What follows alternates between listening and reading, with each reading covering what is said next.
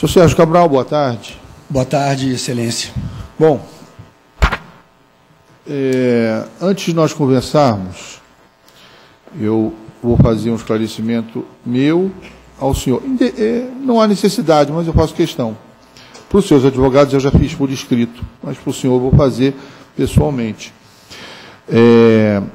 Nós conversamos há alguns dias, num outro interrogatório, sobre a questão das joias, pagamento, no outro processo, né? Pagamento no exterior. Eu até perguntava ao senhor, o senhor não acha que era um padrão de vida, enfim, um padrão fora do normal? Você até falei, absurdo, não vamos adjetivar o absurdo e tal.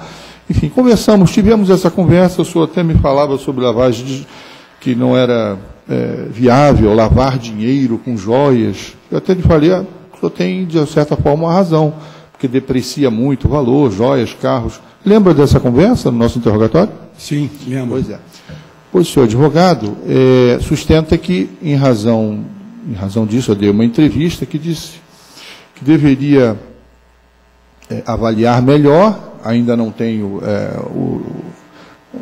formado o meu convencimento, se isso seria propina, esta joia propina, ostentação foi uma coisa que o senhor até disse realmente era incompatível com o meu... Ostentação de riqueza, né? Que em princípio não é crime. Aliás, não é crime. Ou lavagem de dinheiro. São as três possibilidades que realmente... E o senhor advogado disse, viu nisso um comprometimento da minha imparcialidade. Eu estaria já propenso a considerar essa situação, essa acusação contrária ao senhor.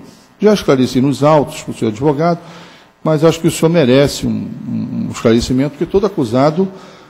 A partir do momento em que ele tem, eu estou falando o acusado, a pessoa, não estou falando defesa técnica, porque isso a gente discute no processo e nos tribunais. Mas o acusado, ele tem o direito de saber que está sendo processado por um juiz imparcial, um juiz que não prejulgou. Porque se o senhor chegar aqui, né, e eu lhe disser, vamos lá, qual é a mentira de hoje? Pode falar qualquer coisa aí. O que adianta? Né? É um jogo de cartas marcadas, né? Isso não seria um processo. E processo não é isso. Então, eu acho importante que o senhor receba esse esclarecimento meu para que o senhor tenha essa tranquilidade, enfim, dentro do possível, a tranquilidade de saber que está diante de um juiz que quer investigar, que quer tomar a melhor decisão no momento adequado. E eu repito, eu ainda estou formando o meu julgamento em relação a essas questões das joias.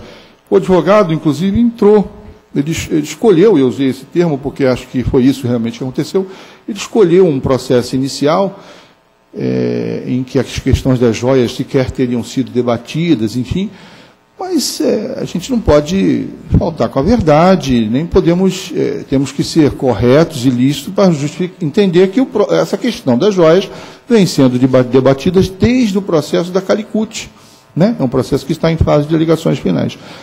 Então, os esclarecimentos para os advogados eu já dei, mas eu queria dar esse esclarecimento para o senhor, dizer que, ao contrário do que afirma o seu advogado, eu não formei o convencimento a respeito desta questão, como, aliás, disse e apareceu naquela reportagem. Excelência, me permite? Deixa eu só terminar. Pode. E o senhor terá a oportunidade de falar assim. Inclusive, o advogado propôs nesta ação, acredito que proporá em todas, o mesmo pedido de suspeição e a mesma decisão que eu dei na semana passada, primeiro dia que voltei de férias, darei nesse mesmo processo. Em todos os outros processos que o senhor pedir, com este mesmo fundamento, eu darei a mesma decisão. E deixamos o tribunal receber. Mas esse esclarecimento é dirigido ao senhor, porque eu acho que o acusado tem que ter essa enfim, tranquilidade ou essa garantia de que o juiz que está cuidando dos fatos dele está analisando as provas que ele, acusado, defesa, estão apresentando, e que, ao final, eu vou tomar a minha decisão, que aí não está na esfera dos senhores. Tá? Isso é um esclarecimento que eu queria fazer para o senhor, para o acusado, pessoal. O senhor fique à vontade. Excelência, em primeiro lugar, agradeço a consideração de Vossa Excelência em se manifestar sobre esse tema. Eu sou jornalista e fui parlamentar, deputado e senador da República. Participei da reforma do Judiciário quando foi criado o Conselho Nacional de Justiça, o Conselho Nacional do Ministério Público, reforma essa liderada pelo então senador José Jorge, que depois veio a ser membro do Tribunal de Contas da União, hoje aposentado. Bom, me causou espécie, francamente, a entrevista dada ao jornal Valor Econômico. E houve uma troca de ideias entre mim e o advogado, sim, sobre esse tema. Vossa Excelência tem se caracterizado nesse ambiente em que nós estamos com enorme imparcialidade e dando sempre possibilidade a mim para eu me expressar, meus advogados. Eu não tenho nada a falar de Vossa Excelência, mas efetivamente, e no que pese Vossa Excelência ter nas mãos o meu destino.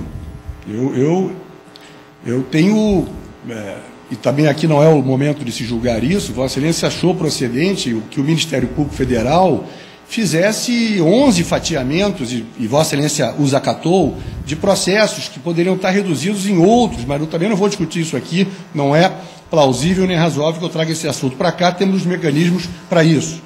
Mas o fato é que, no que pese Vossa Excelência ter a caneta e o meu destino em vossas mãos, no que pese tudo isso, eu não poderia me omitir quando eu li na entrevista dada a jornalista do jornal Valor Econômico que Vossa Excelência já estava optando por caminho A, caminho B ou caminho C. Quando a Loman, me desculpe, Excelência, como eu fui sempre um grande parceiro do Judiciário, como já reiterei isso em outra audiência, e conheço de perto a importância do Judiciário, não é? E tenho um respeito enorme por Vossa Excelência, por paridade de armas.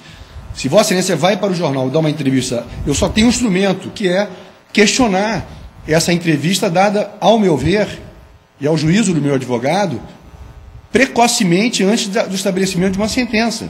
Vossa Excelência ali já havia me sentenciado. Estava só na dúvida da tipificação do crime. Tá claro. Foi isso que eu entendi. Na verdade, como eu disse, não estamos debatendo isso aqui. Por favor. Isso já apresentei ali a minha negativa ao requerimento do seu advogado.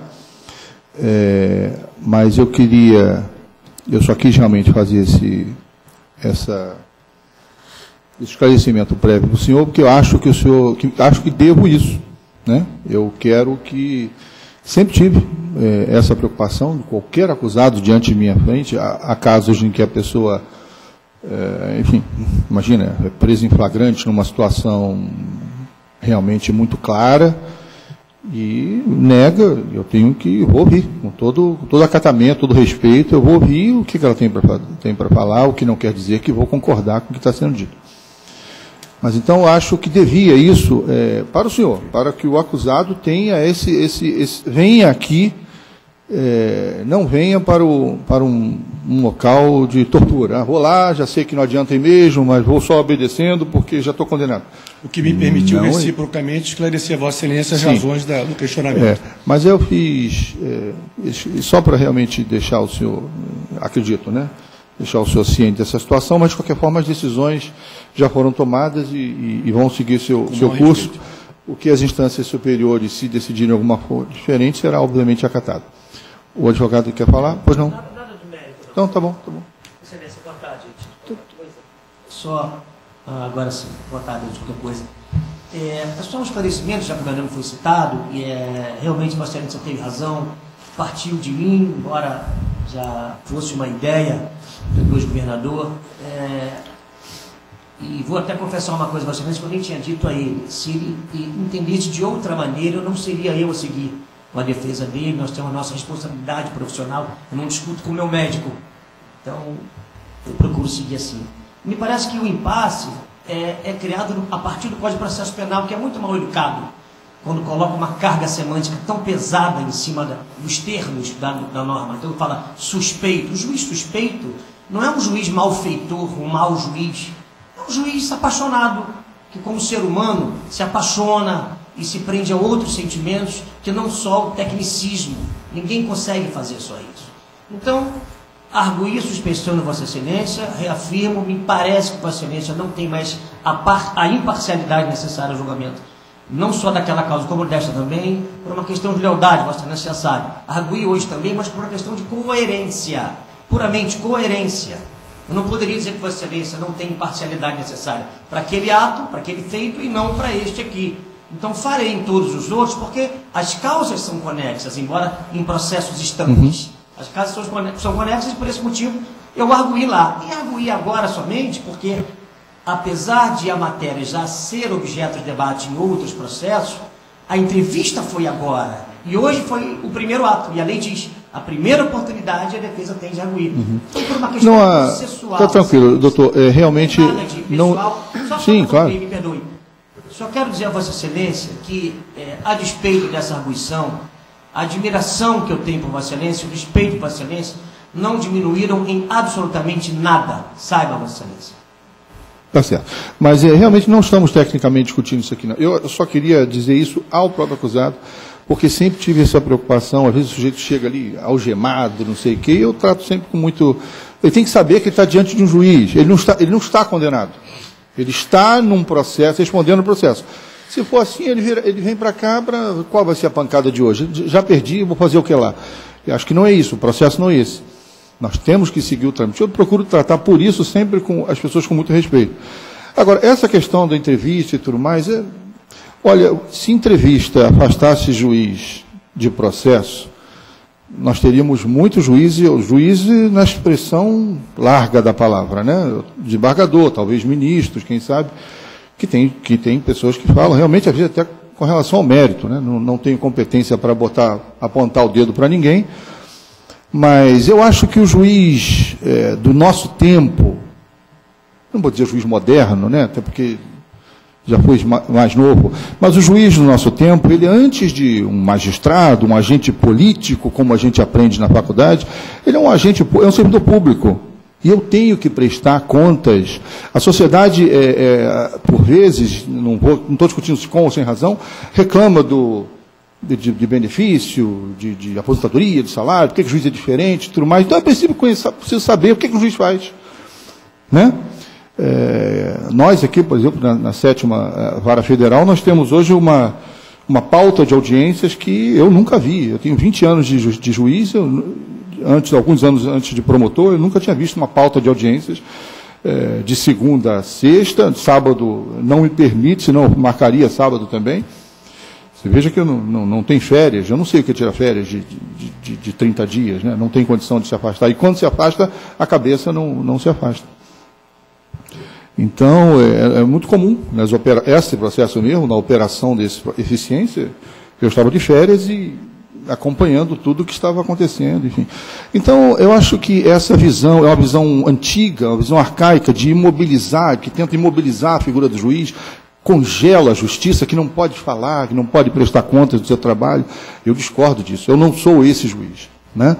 Obviamente, se eu receber alguma determinação de cima de que não devo proceder dessa forma, eu vou obedecer, concordando ou não. Mas, enfim, a preocupação realmente e continua tendo, esclarecer a sociedade, mostrar o nosso trabalho, e não por acaso grande parte, se não quase a totalidade da imprensa nacional relevante está representada aqui nessa audiência, nesse auditório. Acho que metade são jornalistas, são, enfim, de vários meios de comunicação. Então, nós devemos isso. Mais ainda, em se tratando de suposta prática de crime de alguém que recebeu um mandato popular. Eu coloquei numa decisão minha, uma das primeiras, que eu não sabia até então, eu não acompanho essa história. O senhor foi o senador mais votado do país. Eu não sei se essa informação é correta. E, inclusive, atribuir isso, a minha preocupação, quer dizer, a quem muito é dado, muito é exigido também. A relevância da sua função como governador, como senador da República, dizia-se à época que seria suposto e tal. Então, acho que nós devemos estar abertos e dar satisfação à sociedade, respeitando, obviamente, né, as situações personalíssimas, né? Não vamos envergonhar ninguém aqui, não me parece que tenha acontecido isso aqui em nenhum momento, sempre num nível elevado, mas a sociedade participa, acompanha esse processo. Eu acho que isso é importante. Excelência, pelo amor de Deus, eu como jornalista, eu sou o primeiro a defender que Vossa Excelência dê entrevista. Eu estou me referindo ao pré-julgamento. dar a entrevista, que o juiz fale, que o Ministério Público dê entrevista. Eu vejo que o doutor Eduardo Elraj gosta também de dar uma entrevista, de falar, de prestar serviço, no bom sentido, perdão. Se manifesta como seus colegas, e Vossa Excelência, acho perfeito, concordo com a contemporaneidade da informação. Perfeito. É uma pena que eu não possa também dar as minhas entrevistas como eu gostaria. Agora, deixa eu dizer para Vossa Excelência uma coisa. Eu não sou contra a Vossa Excelência da entrevista. Não, eu não quero... Ao pré-julgamento. Perfeito. Eu não quero discutir isso com o senhor. Perdão. Não quero discutir nem com o senhor advogado, essa questão. Na verdade, eu quis lhe dar uma palavra inicial, porque acho importante que o acusado conheça um pouco do juiz, né, que vai decidir a situação dele e tudo mais. Acho que ele devia isso, pessoalmente. Fora isso, está no processo, está decidido, já adiantei para o advogado, entrou uma petição nova aqui. Eu não vou suspender o processo, como não suspendi o outro, e vamos continuar. Vamos lá. E o tribunal decide como tem que ser. Bom, senhor Sérgio Cabral, mais um processo, eu tenho que fazer as mesmas observações, que o senhor não é obrigado a responder, é uma oportunidade que o senhor tem, sinta-se à vontade. Não soubendo, não querendo responder, isso não vai lhe prejudicar. O senhor vem sendo muito bem defendido pelos seus advogados, e isso vai continuar sendo. Mas eu sou obrigado a abrir essa oportunidade para o senhor, se o senhor quiser prestar algum esclarecimento. Dentre as pessoas que foram arroladas na denúncia como testemunha ou colaboradores, que eventualmente prestaram depoimentos contrários ao senhor, tem algum inimigo pessoal ali, alguém que tem algum motivo para persegui-lo e mentir? Não. Prejudicar o senhor? Não. Não. Certo. Neste processo, a acusação é que o senhor teria recebido por um expediente diferenciado, criação de empresa no exterior e tudo mais, um valor do senhor Ike Batista, possivelmente para ajudá-lo em algum projeto empresarial, alguma coisa assim. Isso não vem muito ao caso agora. Fala-se em torno de 18 milhões de dólares, depois isso seria 16.500, mas isso também não é relevante, essa é importante, a diferença, me parece. Então, eu lhe pergunto, isso é verdade? O senhor recebeu algum dinheiro do senhor Ike Batista? Existe também a referência de 1 milhão de reais que uma das empresas EBX, do senhor Ike Batista, teria pago ao escritório de sua esposa, Adriana Anselmo. Isso aconteceu? Bom, mais uma vez, muito obrigado pela possibilidade de termos discutido o tema da arguição de suspeição, e agora segue-se o trâmite normal. Excelência, eu, em 2006, senador da República, candidato a governador, estive com o senhor Ike Batista, o empresário Ike Batista, uma vez ou duas vezes, e ele fez, na ocasião, um aporte que está declarado no Tribunal Regional Eleitoral à campanha eleitoral. Se eu não me engano, 500 mil reais, não me lembro bem o valor. De um pago e declarado ao Tribunal Regional Eleitoral. O meu governo, e eu sou obrigado sempre a falar o meu governo, porque os 11 processos aqui, com exceção do processo de Curitiba, que nós estamos recorrendo, do absurdo da sentença do juiz Moro. Não vamos começar... Mas não vamos, exatamente, isso. Vamos recorrer de maneira correta. O meu governo foi pautado, os 11 processos aqui que Vossa Excelência cuida, são ligados a questões do meu governo. Meu governo foi pautado por reestimular a economia do Estado do Rio de Janeiro, que estava aos frangalhos em 2006, semelhante ao que se encontra agora.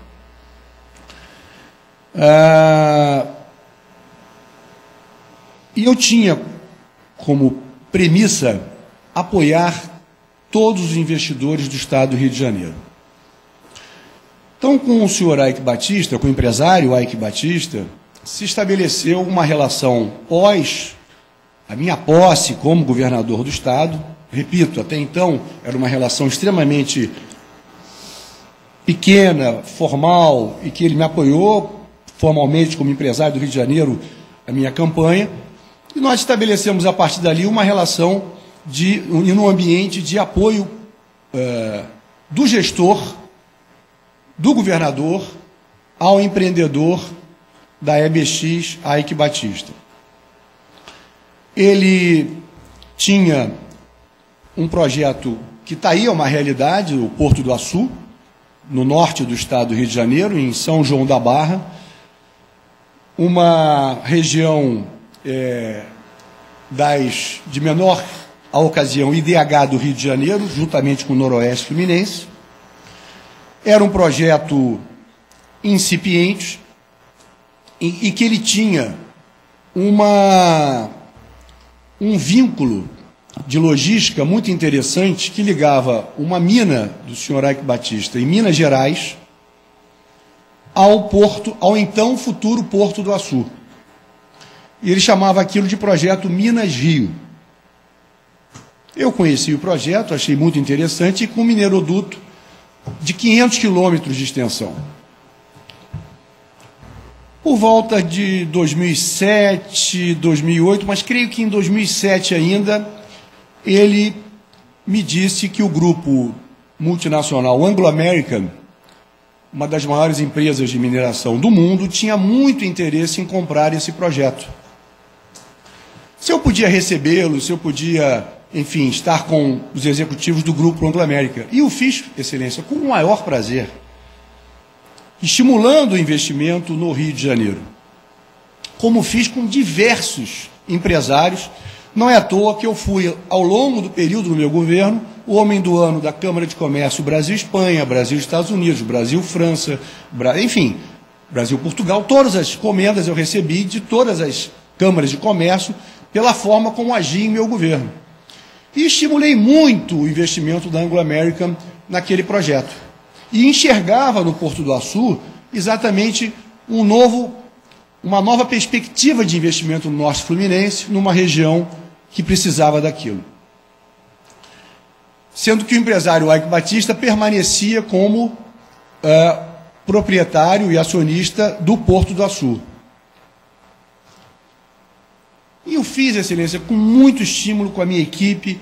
Era uma CEO, era uma mulher, se eu não me engano, inglesa, Carol alguma coisa, que com um grupo de executivos estrangeiros, estimulei muito os investimentos. O Eike Batista se tornou, inclusive, capa das revistas e, naquela ocasião, as colunas dos jornais colocavam o quanto que ele havia recebido, o quanto que ele havia pago de imposto de renda, etc., o grande empresário, o grande negócio, etc. E o Eike Batista demonstrou para mim um interesse muito grande e motivador em apoiar iniciativas do Rio de Janeiro.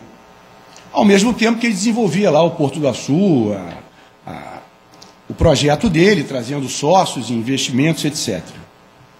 Eu jamais, Excelência, falei em dinheiro para mim ao longo do convívio com o senhor Eike Batista, a não ser no momento que eu vou falar para Vossa Excelência.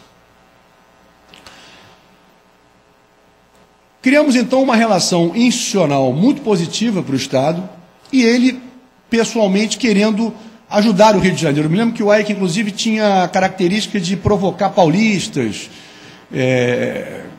o que até a mim não gostava, porque eu brincava, eu quero restabelecer a ponte Rio-São Paulo, e graças a Deus muitos paulistas investiram no Rio de Janeiro durante o meu governo. Grandes empresas paulistas, médias e pequenas. Mas ele se tornou alguém que queria ser um benemérito do Rio de Janeiro.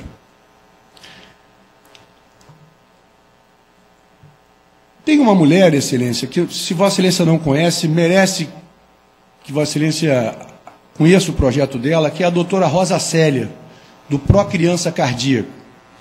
É um projeto que começou no Procardíaco. Ela é uma cirurgiã infantil cardíaca. E essa mulher que eu reputo, defendo quase que a beatificação dela, ela, por iniciativa própria, uma mulher com uma história muito bonita de vida, foi órfã, estudou na Inglaterra, se formou. Ela, com esse projeto, salvou muitas vidas.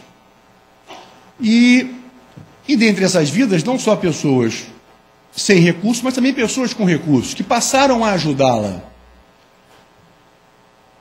E ela nos procurou, a mim e a Adriana, minha mulher, que tinha a liderança do Rio Solidário, nos pedindo apoio para o programa Pró Criança Cardíaca. Nós fizemos jantares, nós fizemos, enfim, eventos para levantar recursos para a criança cardíaca.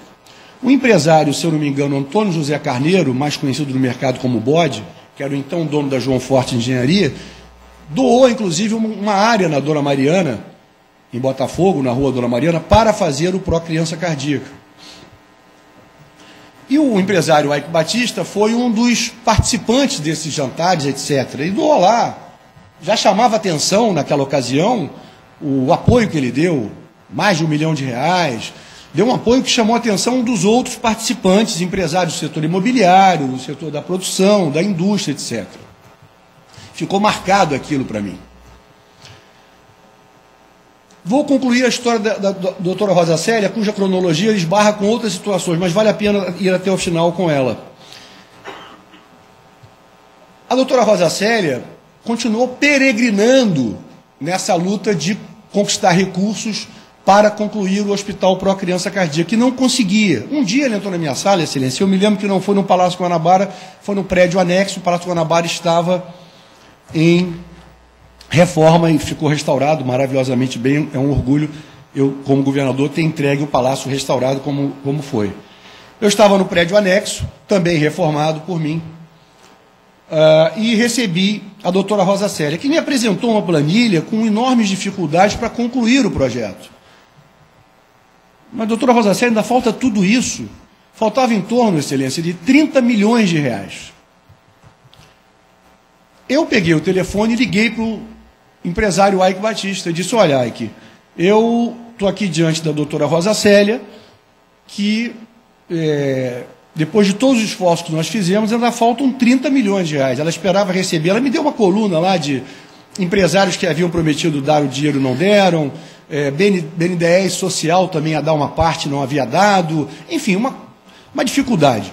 Isso já tinham passado, Excelência, sei lá, 3, 4 anos dessa luta da doutora Rosa Célia. E o prédio estava já com o campo, o pátio lá de obra já havia iniciado. E ela muito desesperada, muito aflita. Eu liguei, como disse, para o Ike e disse, olha, por telefone, disse, olha, Ike, eu estou diante aqui da doutora Rosa Célia, estou ligando para você, desculpa aqui, mas como você já se envolveu com a causa, faltam 30 milhões. Ele falou, eu vou dar os 30 milhões.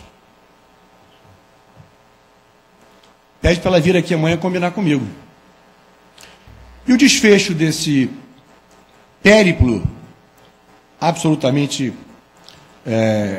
justo da doutora Rosa Célia, e que nós apoiamos, terminou com um evento na área da obra do prédio, né, no canteiro de obras, com o empresário Ike Batista, com a sua esposa Flávia, Adriana e eu, se eu não me engano, Eduardo Paes e Cris também foram, a Cristiane, a esposa do Eduardo, os dois foram ao evento, e vários outros empresários que também participavam, ao seu modo, apoiando a causa da doutora Rosa Célia, longe desse valor que o empresário Ike Batista deu.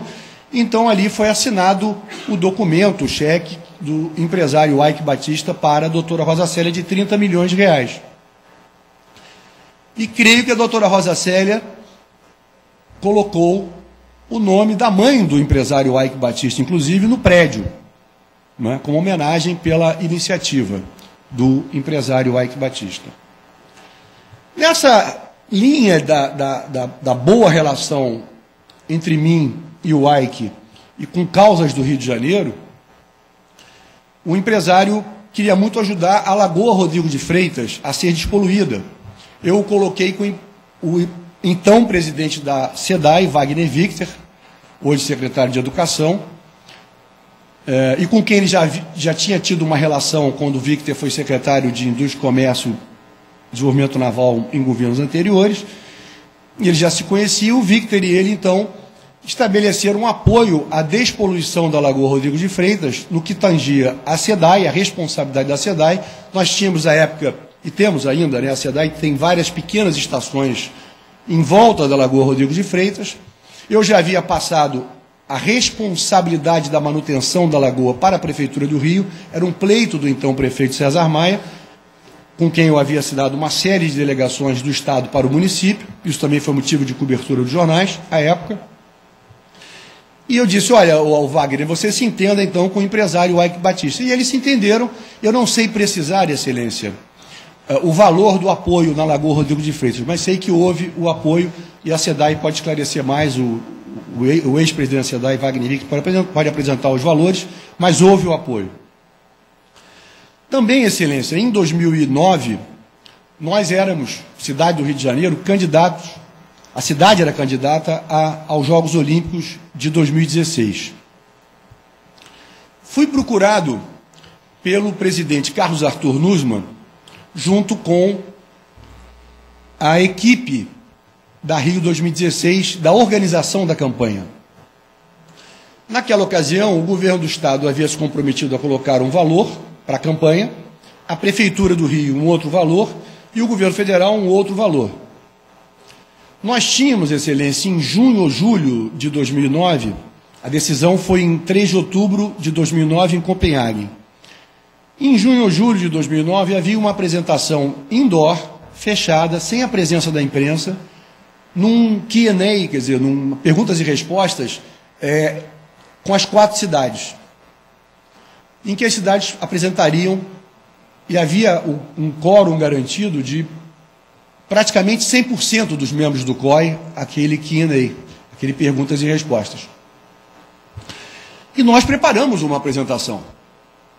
Eu me lembro que eu liguei para o presidente Lula e pedi que o presidente me cedesse a ida, me concedesse a ida do então presidente do Banco Central, Henrique Meirelles, que fizesse um painel para os eleitores, para os membros do COI, do que era o Brasil. A minha sensação é que Tóquio, Chicago e Madrid tinham, enfim, eram muito mais perceptíveis aos olhos dos membros do COI. Estou falando o seguinte, estou falando da irmã, os membros do COI variavam e variam da irmã do príncipe Charles a um ex-atleta olímpico, né? Passando por autoridades e, enfim.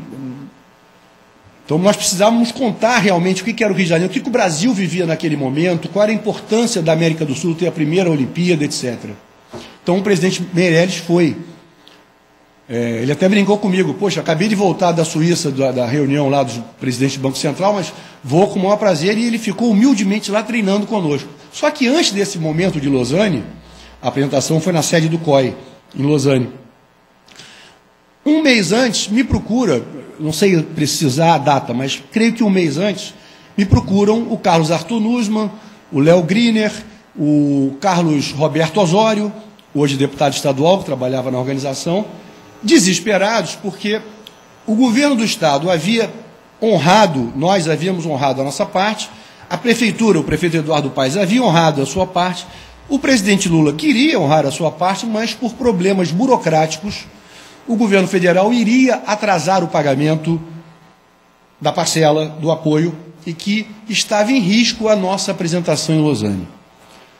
E ele disse com todas as letras, o cineasta Fernando Meirelles, autor do filme, diretor do filme Cidade de Deus, e de outros filmes, um grande cineasta, se nega a autorizar, ele não vai enviar os filmes esses que nós usamos tanto em Lausanne como fomos usar também depois em Copenhague, ele se nega a entregar os filmes se não for pago o que se deve a ele.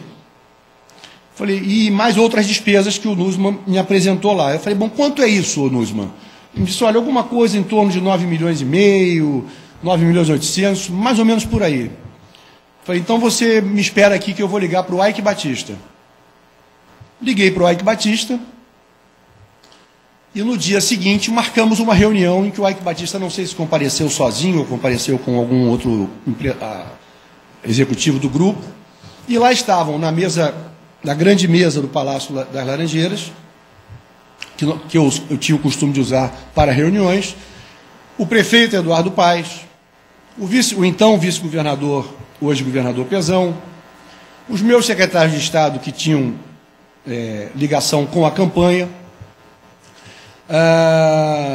A Márcia Lins, se eu não me engano, era secretária de Esporte e Lazer, o Eduardo Paes havia sido, era a Márcia Lins, o Carlos Arthur Nussmann, o Osório, que fizeram a apresentação, Excelência, como se fosse aqui, exatamente aqui, só que um PowerPoint, nós estávamos numa mesa e assistimos à apresentação, o empresário Eike Batista, entre mim, o prefeito Eduardo Paes e o Carlos Arthur Nussmann. Acabada, e aí mostramos ao empresário Eike Batista toda a apresentação que seria feita em Lausanne, por consideração ao tamanho do pedido que nós estaríamos fazendo a ele. E ao final ele me perguntou, na frente de todos, mas enfim, quanto é isso? Aí o Nussmann disse, olha, em torno de 9 milhões e meio, 10 milhões de reais. Ele falou, então está aqui feito. Aqui é o endereço, é o Comitê Rio 2016. E ele fez um cheque na hora ao portador a Rio 2016. Com isso foi pago o que havia sido compromissado com o cineasta Fernando Meirelles. Um minuto, deixa eu interromper só um minutinho. O senhor sabe que não é desse pagamento que eu estou falando, né? Não, vamos chegar lá. Eu só estou dando o contexto da relação. Tá. Isso foi em 2009. Também, Excelência, outra situação importante se deu em 2010. No primeiro semestre de 2010. As unidades de polícia pacificadora, que eu tenho orgulho de dizer que no meu governo os índices de homicídio reduziram à metade, foram reduzidos à metade, que as pessoas deixaram de blindar os seus carros, e nós conquistamos a maior redução de letalidade da história do Rio de Janeiro. Em 2010, vale dizer que nessa campanha da Rio 2016 já havia a presença do Bradesco, da Embratel, já eram patrocinadores, quando entrou a EBX sendo a grande patrocinadora com esses 10 milhões. Já havia recursos da Embratel e do Bradesco.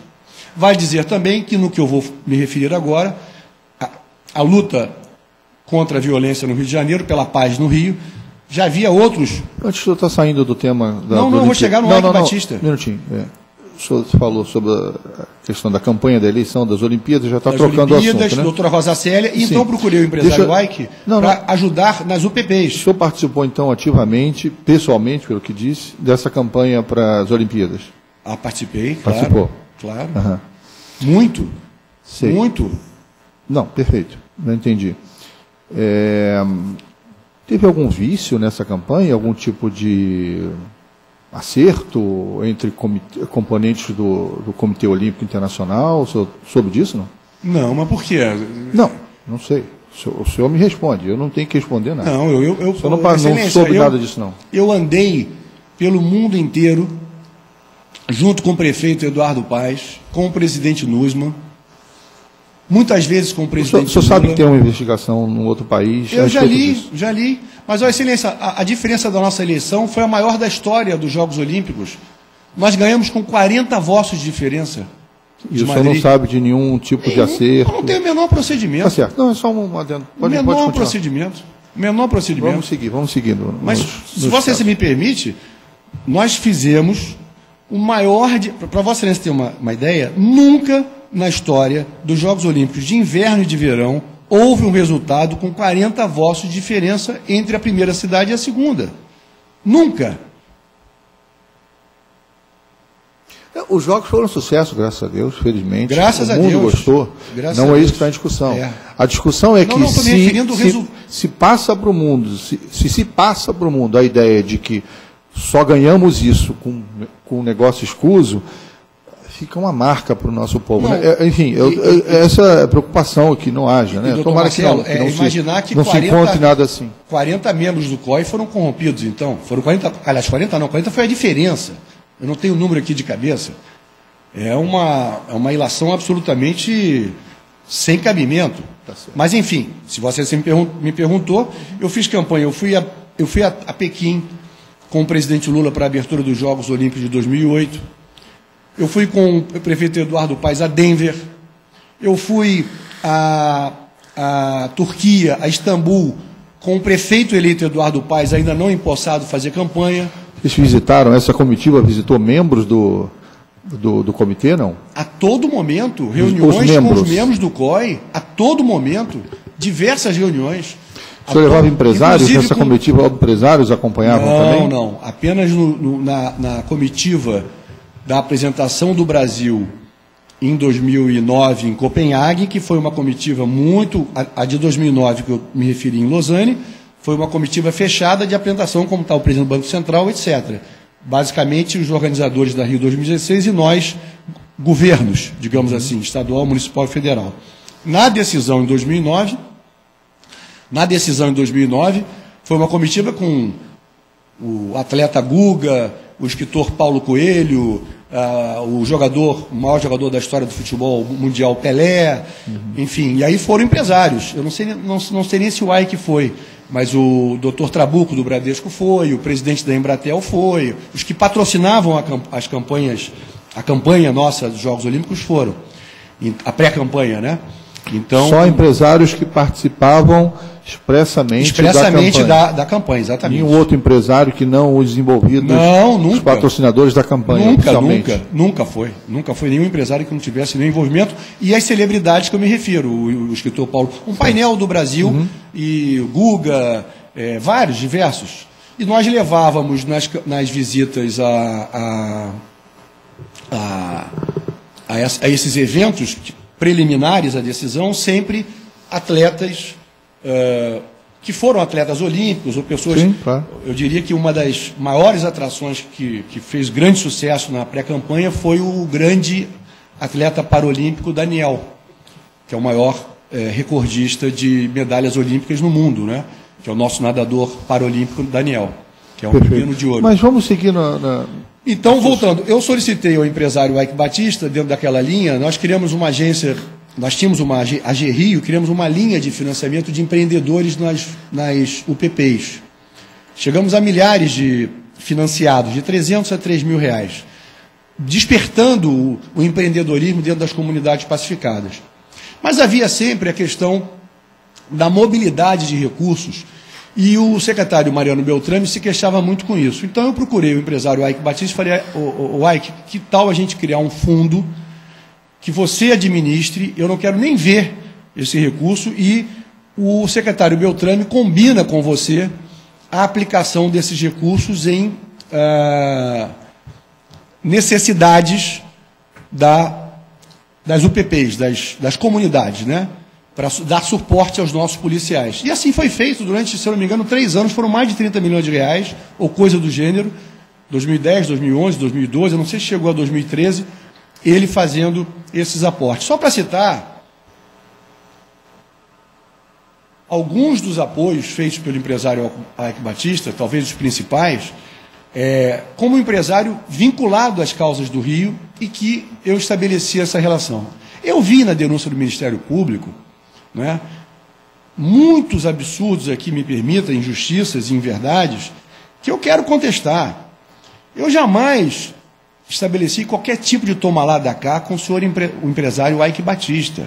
Pelo contrário, eu me lembro de reuniões, Excelência, com as autoridades ambientais do Rio, com o então secretário Carlos Mink, que está vivo e pode confirmar, com a então presidente do INEA, Marilene Ramos, que está viva e hoje é diretora de infraestrutura do BNDES, em que nós tínhamos verdadeiros momentos de forte litígio com o empresário Ike Batista, não da minha parte, mas da parte das autoridades que eu delegava, e delegava mesmo a autonomia, e o Ike Batista sabe disso, onde, por exemplo, foi desapropriada quase que 90% da área comprada do Açu, por conta de uma restinga que as autoridades do INEA julgavam que era imprescindível de ser preservada.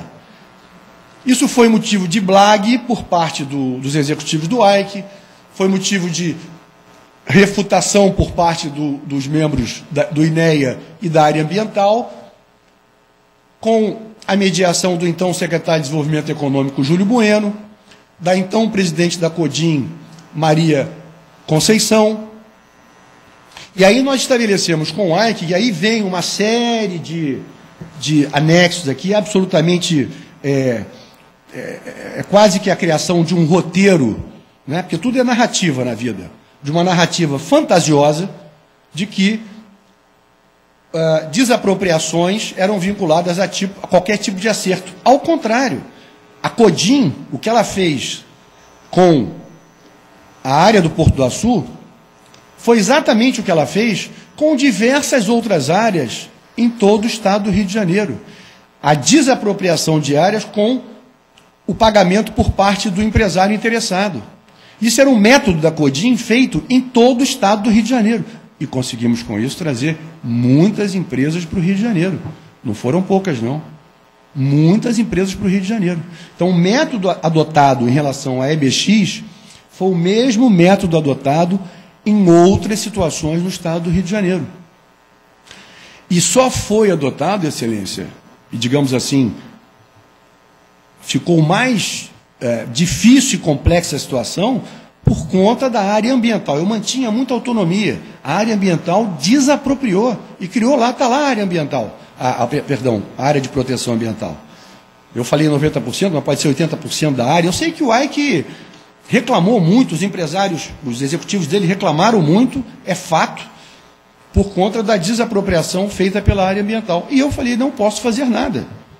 Eu vou seguir essa decisão da área ambiental. E aí o secretário Júlio Bueno, com a presidente da Codim, duas pessoas corretas e honradas, a Maria Conceição e o Júlio Bueno, entraram por esse caminho, que era um método já usado em outras áreas de desapropriação com o pagamento da EBX.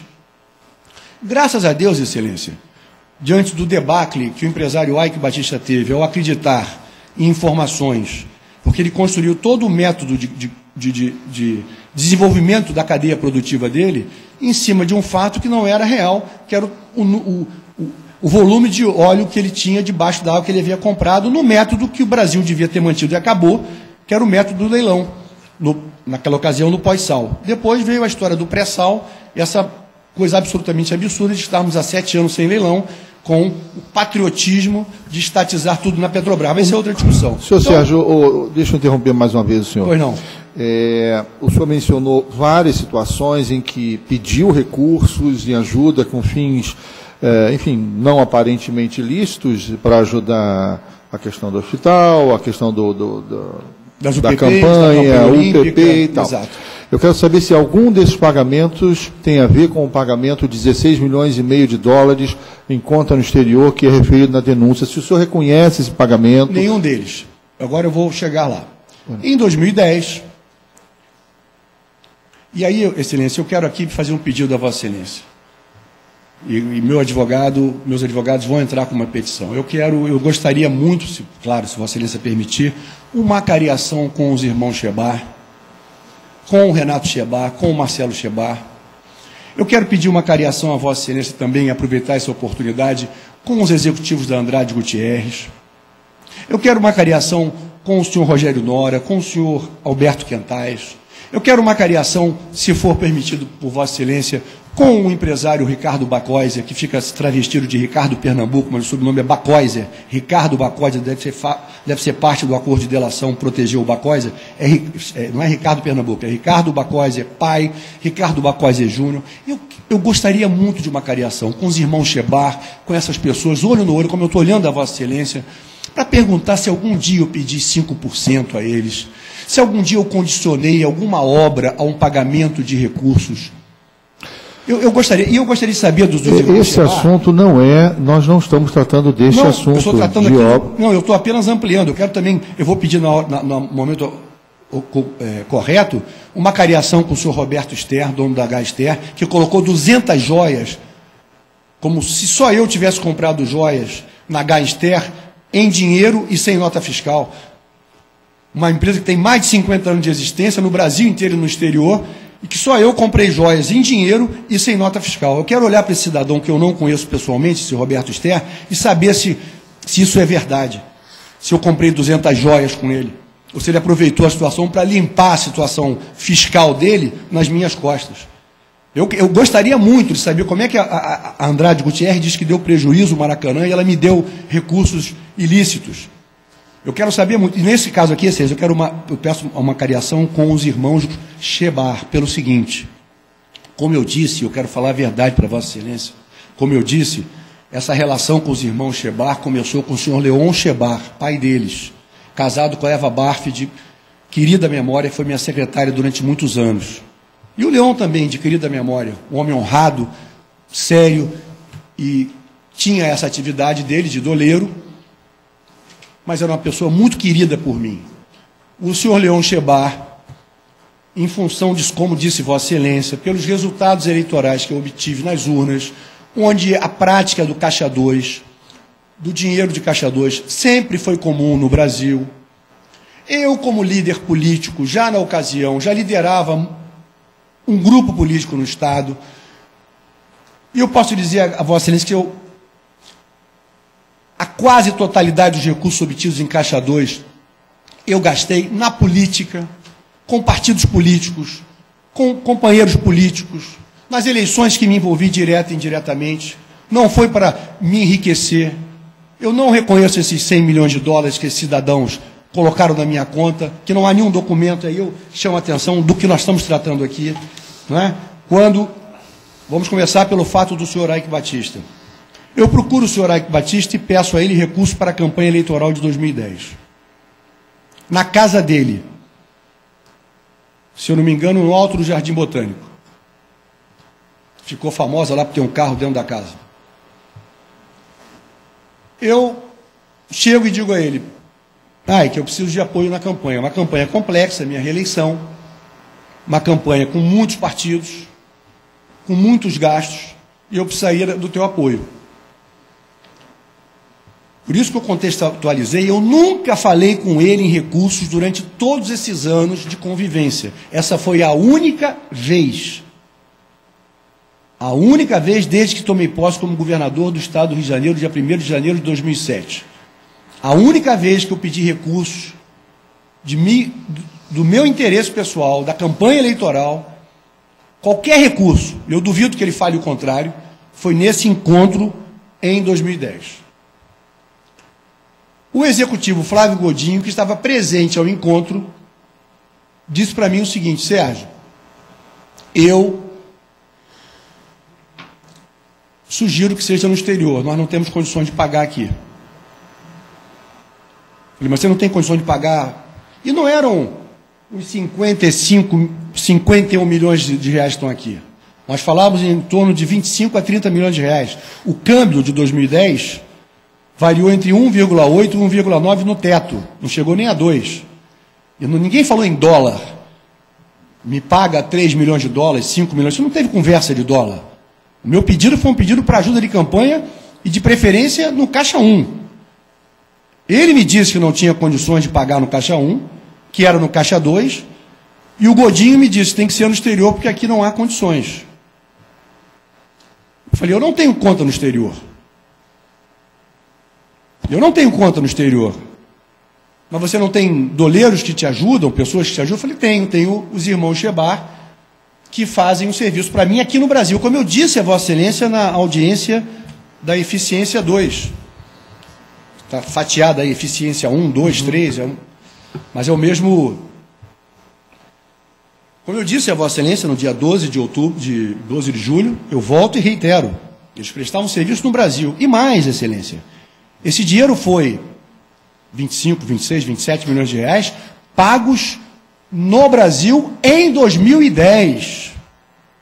Em 2010, para minha campanha eleitoral. Esse dinheiro não foi pago em 2011, em 2012. Esse dinheiro foi pago em 2010 em reais. Eu jamais participei. O senhor Wilson Carlos não conhece, o meu então secretário de governo, meu companheiro Wilson Carlos, não conhece o senhor Renato Shebar, nem o senhor Marcelo Shebar.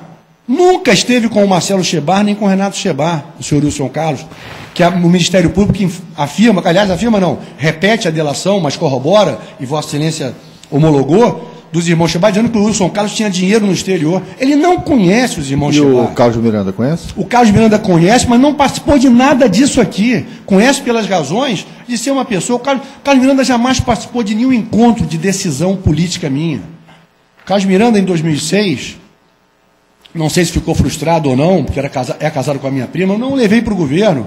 Ele ficou cuidando dos meus assuntos pessoais e tocando lá a empresa dele. Ele nunca participou de uma reunião, ele nunca fez uma reunião com Flávio Godinho. Ele não movimentava suas contas com os irmãos Shebar? Dinheiros seus com o irmão Shebar? Não, o que ele fazia era cumprir determinações minhas de recursos aqui do Brasil. Mas ele nunca movimentou recurso no exterior. Não, eu não estou falando no exterior. Mas é o que nós estamos tratando aqui. O senhor diz no Brasil, o senhor confirma no Brasil. O Carlos Miranda era um funcionário meu, como o Bezerra que falou aí para Vossa Excelência. O senhor disse que tinha recursos com os irmãos Shebar aqui no Brasil. Sim, mas não 100 milhões de dólares. Não importa o valor. O que eu estou afirmando... Eu estou perguntando se o Carlos Miranda fazia a movimentação dessa conta corrente, entre aspas, dos que o senhor tinha com os irmãos Shebar no Brasil. Não. Algumas delas, outras não. Por exemplo, nesse caso aqui, ele nem tomou conhecimento. Os irmãos Shebar dizem que eles... E o Carlos Miranda é que movimentava, paga isso, quero tanto, mas... Nem sempre. Nem sempre. Por exemplo, nesse caso aqui, eu procurei o Renato Shebar e disse para ele, olha, tem uma situação que eu preciso desse recurso no Brasil,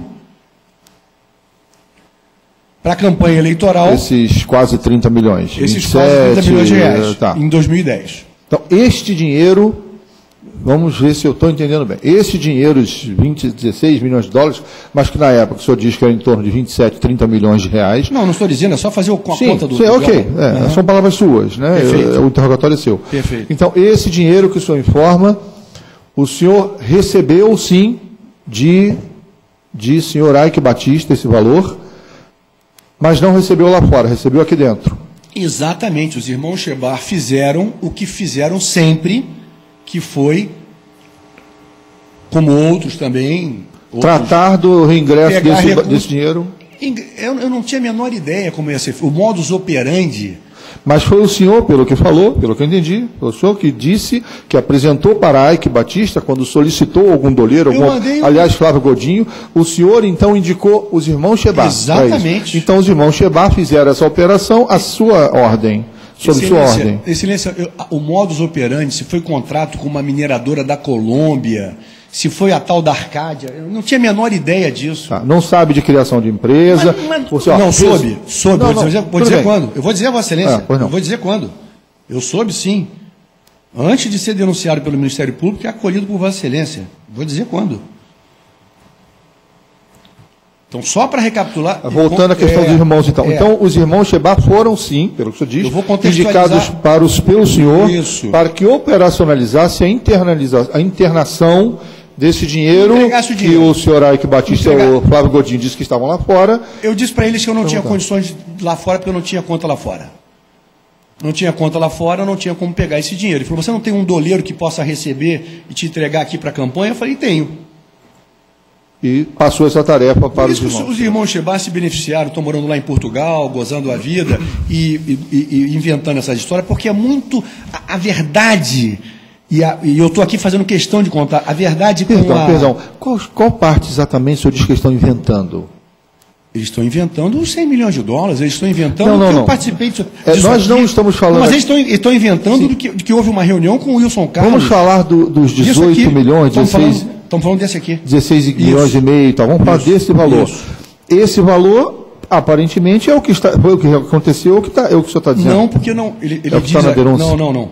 Para possibilitar o pagamento da propina previamente negociada com o Ike, o ex-governador e garantir os valores arrecadados permanecessem fora do alcance das autoridades, Wilson Carlos e Carlos Miranda, operadores finlandeiros de Sérgio Cabral, determinaram meses antes, no final de 2010, aos doleiros do ex-governador, uma forma de recebimento dos valores, ou coube a Flávio Godinho conceber a engenharia financeira. Wilson Carlos nunca participou de reunião nenhuma. Isso não é verdade. Eu estou contestando exatamente isso. Eu estou contestando uma afirmação que não é verdadeira, que consta aqui da denúncia. Eu estou contestando o valor da propina em propina. Foi ajuda de campanha, propina, porque propina, que é uma invenção de propina, ajuda financeira de campanha. Propina é tomar lá da cá. Propina não. Então, vamos lá. Vamos ver. Embora formalmente o nome da Arcádia era de fato presidente Sérgio Cabral, que já se valia anos de serviço de irmão Shebar para ocultar. Aí vem o problema. Para ocultar em paraísos fiscais os valores. Não, está aqui, mas está aqui. Calma, isso é uma proposta. Pois não. Nós estamos discutindo aqui para ver, e eu não tenho preconceito. Não preconcebi, eu não prejulgo, eu não defini o que vai ser isso. Eu estou combatendo a afirmativa do Parquê Federal. Sim, perfeito, eu já entendi isso. Então, não é porque está aí, Já está claro. Isso que eu estou querendo saber, deixar claro o que o senhor está me dizendo. Eu quero deixar claro. Porque o senhor está me dando elementos para poder decidir. Então, vamos lá. Pelo que eu estou entendendo, o senhor me corrija, o senhor está me dizendo que pediu dinheiro, sim, ao senhor Eike Batista. Para a campanha eleitoral. Que era em torno de 30 milhões de reais. Isso. Da época. Não pedi valor, perdão. Mas o valor acertado no final foi Não, só para retificar, porque Vossa Excelência tem sido tão justo ao trazer de volta o passo a passo da nossa conversa aqui, né? Pois não. Usando uma expressão informal que Vossa Excelência sempre põe. Nesse passo a passo, eu quero dizer que eu não solicitei um valor. Eike Batista, eu quero 10 milhões. Ajuda da campanha. Exatamente. Portanto, o senhor pediu ajuda da campanha, em algum momento esse valor foi acertado. Na casa do Eike Batista. E com a presença do senhor Godinho. Flávio Godinho, que eu não esperava que estivesse lá. Eu marquei com o Eike. Sim. Mas, em algum momento, esse valor acabou fechando em torno de valores da época, 27 milhões de reais. Ele me perguntou, você acha que esse valor é um valor... Eu falei, excelente, está ótimo. Perfeito. Diante da dificuldade de colocar isso aqui no Brasil, usar de recursos que já eram aqui internados aqui no país, houve essa preocupação, a proposta que teria partido do senhor Eike e do senhor Godinho de fazer isso no exterior. E aí, a pedido dele, o senhor indicou para que operacionalizasse isso 2 doleiros que resolveria essa questão de dinheiro no exterior e trariam um dinheiro, entregariam dinheiro aqui para o senhor gastar no Brasil na campanha. Perfeito. É isso. É isso. A pessoa foi absolutamente sucinto. Esse é o seu argumento. Perfeito. Como eu disse, não interessa aqui perfeito. O que eu acho que aconteceu. Perfeito. Não interessa aqui, nós estamos colhendo informações. Perfeito. É o que o senhor quer dizer. Perfeito. Né? Sabe por quê, Excelência? Porque eu vejo, por exemplo, por isso eu peço a Vossa Excelência a cariação com esses personagens que já fizeram delação, tanto os irmãos Chebar quanto os executivos de empreiteiras, para olho no olho. Eu quero ver o Renato Chebar falar para mim que eu mandei ele colocar 100 milhões de dólares no exterior. Deixa eu explicar uma sem coisa. Um documento, sem um contrato de gaveta, o senhor foi formado no parlamento, né, com a passagem pelo executivo. Aqui, esse olho no olho é comigo. Né? Não é o senhor que tem que fazer esse julgamento, sou eu que tenho que fazer esse julgamento. Perfeito. Se é crível o que ele está fazendo, se aquele depoimento de uma colaboração, todo mundo sabe que a colaboração é um acordo, é um negócio, é um acordo, tem benefícios para ambos os lados, para o processo da investigação, mas o colaborador também está sendo beneficiado. Não é uma confissão pura e simples, normalmente. Perfeito. Então, o juiz vai analisar se aquilo que ele está dizendo, o juiz, não o acusado que está sendo incriminado, vai analisar se é crível o que ele está dizendo, se aquilo tem harmonia com outros elementos de prova e tal.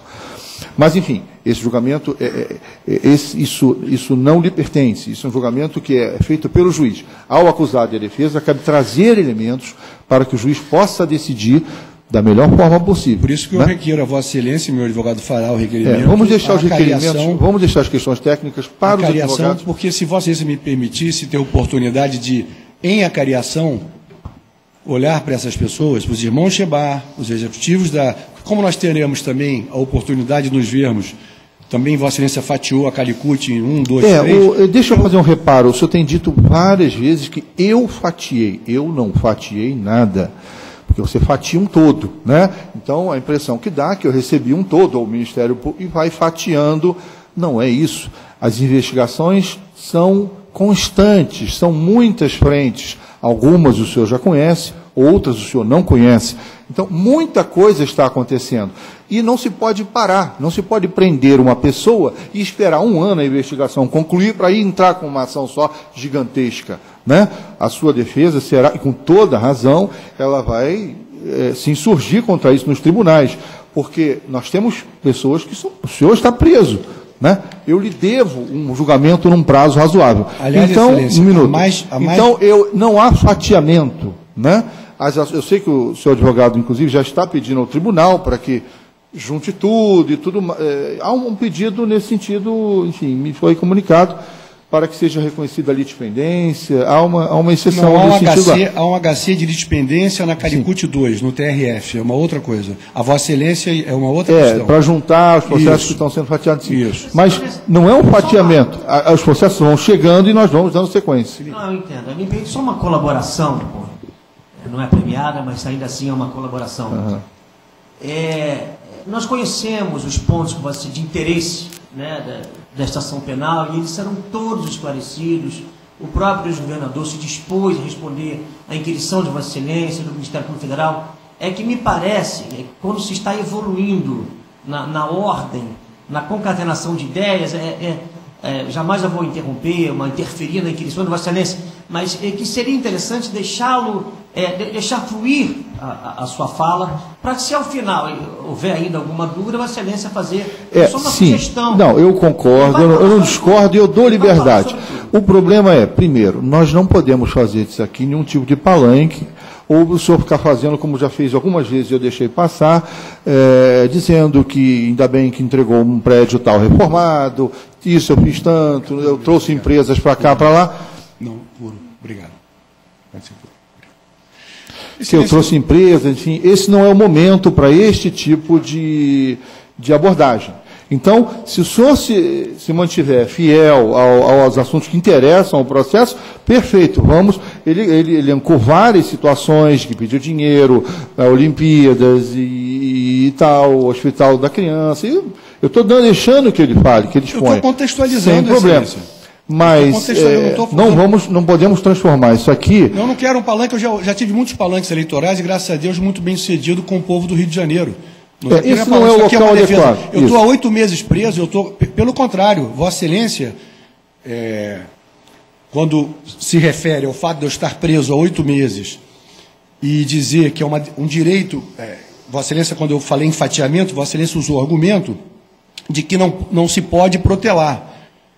Eu concordo com Vossa Excelência, inclusive me causou espécie na sua decisão, na vossa decisão, refutando a arguição de suspeição, Vossa Excelência ter colocado o seguinte: com todas as vênias, prefiro esta impressão superficial a imaginar que os ilustres advogados de defesa, que até o momento têm exercido em alto nível sua atividade profissional, estejam usando expedientes protelatórios apenas para retardar o andamento desta ação penal, evitando assim o julgamento. Senhor Sérgio Cabral, eu não lhe dou autoridade para discutir a minha decisão comigo. Isso é um assunto fora... Eu só estou dizendo que eu não tem protelação nenhuma, só estou dizendo o seguinte... Eu não disse isso, não disse em relação ao senhor, mas, de qualquer forma, eu não vou discutir este assunto com o senhor. Perfeito. O esclarecimento preliminar que lhe dei foi naquela forma, naquela condição, mas as questões técnicas são dirigidas aos seus advogados. Perfeito. Vossa Excelência falou em protelação, eu estou preso há 8 meses, Excelência, e estou vendo aqui, por isso eu peço uma cariação com os irmãos Chebar, porque o Ministério Público, e Vossa Excelência tem razão, é Vossa Excelência que irá decidir, não é o Ministério Público, não é a defesa, é Vossa Excelência,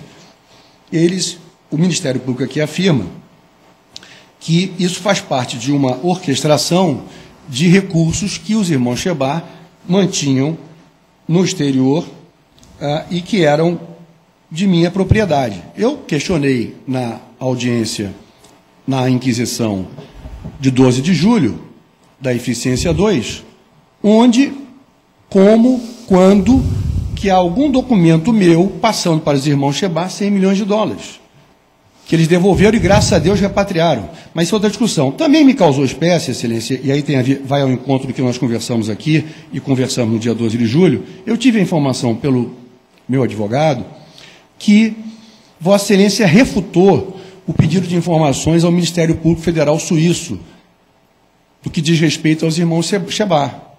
E eu não acho justo, Excelência, porque eu trouxe para Vossa Excelência o seguinte: em 2015, aí volto ao assunto do Ike Batista, em 2015 eu sou procurado pelo Flávio Godinho para me dizer que tinha um problema, 2015 ou 2016? 2015, se não me engano, 2015, que o senhor Ike Batista estava com problemas em função de uma investigação da Lava Jato que dizia respeito ao apoio de campanhas, etc., publicitários lá da campanha do PT, e que ele então me narra a história do contrato com a tal mineradora, que eu não tinha a menor ideia. E me perguntando sobre os irmãos Chebar. Como é que são esses irmãos Chebar com você? Como é que é isso? Eu falei, olha, eles estão até, nesse momento, deixando de prestar serviço para mim, ainda prestarão alguns serviços, porque, como eu disse a Vossa Excelência no interrogatório de 12 de julho, eu pretendia deixar a política por um tempo e eu os usava como prestadores de serviço em política, em campanha e para gastos pessoais meus. Então, estava perdendo o objeto daquele serviço. Você tem como falar com eles? Eu estou com receio que essa conta deles... Eu falei, eu não tenho a menor ideia, eu não sei como esclarecer a você, eu não sei que conta é essa, eu não tenho a menor ideia. E ele me perguntou, você tem algum problema com o advogado criminal Ari Berger? Eu disse, não, pelo contrário, o pai dele é um deputado estadual, eu gosto muito do pai dele, foi vereador com meu pai, é deputado... Eu, governador, ele é deputado estadual, tenho com ele, com a Tereza Berger, a sua esposa, que não é a mãe do Ari, uma excelente relação. Você tem como botar, então, o Renato Chebar com o Berger? Porque ele, Godinho, nunca mais também tinha visto o Renato Chebar na vida. Né? E eu, como disse a Vossa Excelência, no total da minha vida com ele, tive com ele 10, 12, 13, 14 vezes na vida, em momentos estratégicos de questões eleitorais, de gastos. Por que o interesse de conversar com esse advogado, Ari Berger? Exatamente porque ele estava colocando para mim essa circunstância desse problema criado com esse tal contrato que eu não tinha a menor ideia. Porque, veja bem, isso é 2015, eu estou me referindo a 2010 que eu recebo o recurso. A estratégia, o modus operandi, eu não tinha a menor ideia de como foi feito. O senhor não acompanhou o dinheiro da Centennial para ver... Como é que é? Excelência. Da Arcádia para... Da empresa do Ike no exterior. A tal de Golden Rock Foundation, no Tag Bank, Banco Winterbotham, com sede no Pará. Não tinha a menor ideia. E mais do que isso, Excelência, não acompanhei. E tem outra coisa que esse delator, Renato Chebar, diz que é mentira. Ele até estive com ele uma vez em Nova York, mas dizer que eu escolhi as ações onde aplicar, é tão mentiroso isso. Porque ele diz que eu sugeri, o irmão dele, Marcelo, com quem eu acho que eu estive uma vez, ou se estive, que eu acho que eu não estive, não me lembro dele. Vi até a foto divulgada, o senhor tem preservado a imagem dele, mas a imprensa botou uma foto antiga dele, não sei se é nova ou antiga, e ele até lembra um pouco o pai dele, o Marcelo, mais do que o Renato, o Leon. E vi que ele disse que eu havia sugerido a aplicação na Petrobras. Eu falei, meu Deus do céu, se naquela ocasião, 2011, já tinha acabado a eleição, eu já tinha feito 2 manifestações na Rio Branco, com 100 mil pessoas, contra a legislação do pré-sal. Sabedor, absolutamente claro para mim, onde essa novela ia acabar. Na tragédia anunciada da decisão falsamente patriótica de estatizar a exploração do petróleo no Brasil e dar à Petrobras a operação de todos os campos. Nem isso tem cabimento. Como é que eu ia sugerir aplicar? Quer dizer, como se eu nunca conversei com ele sobre aplicação de ação, nunca conversei com ninguém de conta no exterior, a não ser, como disse a Vossa Excelência, lealmente na audiência de 2000, Perfeito. de o senhor falava, julho, o senhor falava, em 2003, a conta em Nova York. Ponto final. Ali acabou o meu dinheiro no exterior. O senhor falava que o senhor, que eu já não lembro, o senhor Godinho, então queria contato com o Godinho, então, me disse, olha, colocar em um advogado e contato com os irmãos Chebar. Exatamente. Temos um problema em relação àquele apoio, porque aquele apoio foi traduzido num contrato e me contou a história. Eu falei, olha, não tenho a menor ideia. Tem problema do Berger, que é advogado do... Reproduza, por favor, a dificuldade que ele colocou. Ele colocou que... Contrato, que o contrato foi feito? Havia sido descoberta tal conta do Ike Batista por conta de investigações da campanha do PT. Golden Rock. Golden Rock. E eu não tinha a menor ideia que existia Golden Rock, e muito menos Arcádia, etc. Não, estou lhe dizendo aqui a verdade. Não tinha a menor ideia. E ele me disse, você tem contato com aqueles doleiros? Como é que eles... Ela perguntou mais, como é que é a complexidade desses doleiros? Essa conta é usada por muita gente. Eu falei, não tenho a menor ideia. Não tenho a menor ideia. Mas eu posso pedir... E tem problema ser o Ari Berger? Eu falei, nenhum problema. Eu conheço o Ari, nunca divulgou para mim, mas eu conheço. E vou pedir para entrar em contato... com o Renato, entrar em contato com ele. E foi feito. E naquela ocasião, no meu escritório do Leblon, o Flávio Godinho me contou essa situação, esse contrato feito entre os irmãos Chebar, a Arcádia, não sei o quê. Mas sem entrar em detalhes. Detalhes eu soube na denúncia, na delação. Detalhes eu soube na delação. Eu não tinha a menor ideia. Eu não tinha a menor ideia do modus operandi, como eu tinha ideia, sim, que o recurso chegou para mim em 2010. cerca de 30 milhões, um pouco menos de 30 milhões, 28, 29 milhões, eu não me lembro bem. Isso chegou em 2010, para a minha campanha eleitoral, no Caixa 2. Agora, essa operação aqui, eu não tinha a menor ideia. E essa reunião com o advogado, como é que... Eu não participei. O que foi feito? Eu não participei. Qual foi o fim? Como é que resolveu? Aí eu soube como Vossa Excelência soube pela denúncia, pela investigação na Polícia Federal, do Ministério Público Federal, eu soube como todos os brasileiros souberam. E pela delação do Shebach, que eu não sei se é verdade, se é mentira, nos detalhes. Eu sei que é mentira que o Wilson Carlos e Carlos Miranda jamais foram nessa reunião. O Wilson Carlos jamais teve conta no exterior. Né? Eu não sei se o Carlos Miranda teve, acho que ele negou também, eu não sei se também não tinha, pelo menos com o meu conhecimento não tinha. Eu não tinha conta no exterior. Esses 100 milhões de dólares não são meus. O senhor disse da outra vez e está dizendo agora. Então, esses 100 milhões de dólares não são seus. Não são meus. Nunca foram seus. Nunca foram meus. Como é que isso... Agora, como é que o senhor qualificaria, então, a pessoa falar esses 100 milhões de dólares que eu tenho aqui? Eu não sei... São de Sérgio Cabral e mostra os 100 milhões. Está aqui, ó, os 100 milhões de dólares. Pois é, mas não tem nenhum documento com o meu nome, da minha família, dos meus filhos, da minha mulher, da minha mãe, do meu pai, dos meus irmãos. Não há nada. Normalmente, esses contratos, essa operação com doleiro, normalmente não é feita formalmente. Então, segundo ele, foram acumulando os volumes. Segundo ele, foram acumulando os volumes. Deve ter visto acumulando os volumes e eu deixando com eles. Quer dizer, se amanhã eles morressem, as mulheres deles iam herdar o dinheiro. É assustador. É assustador realmente. Mas, enfim, segundo o que dizem. Não, assustador para quem acha que faria isso. Eu não faria isso. Quando eu fiz com o pai deles o valor de 2 milhões de dólares, eu procurei ele para fechar a conta, pedi o dinheiro no Brasil, porque eu queria o dinheiro no Brasil, eu não deixei com eles. Se eu não tive confiança de deixar 2 milhões de dólares com eles, como eu ia ter confiança de deixar 100 milhões de dólares? Não bate isso. Mas o dinheiro do Brasil não estava confiado a eles?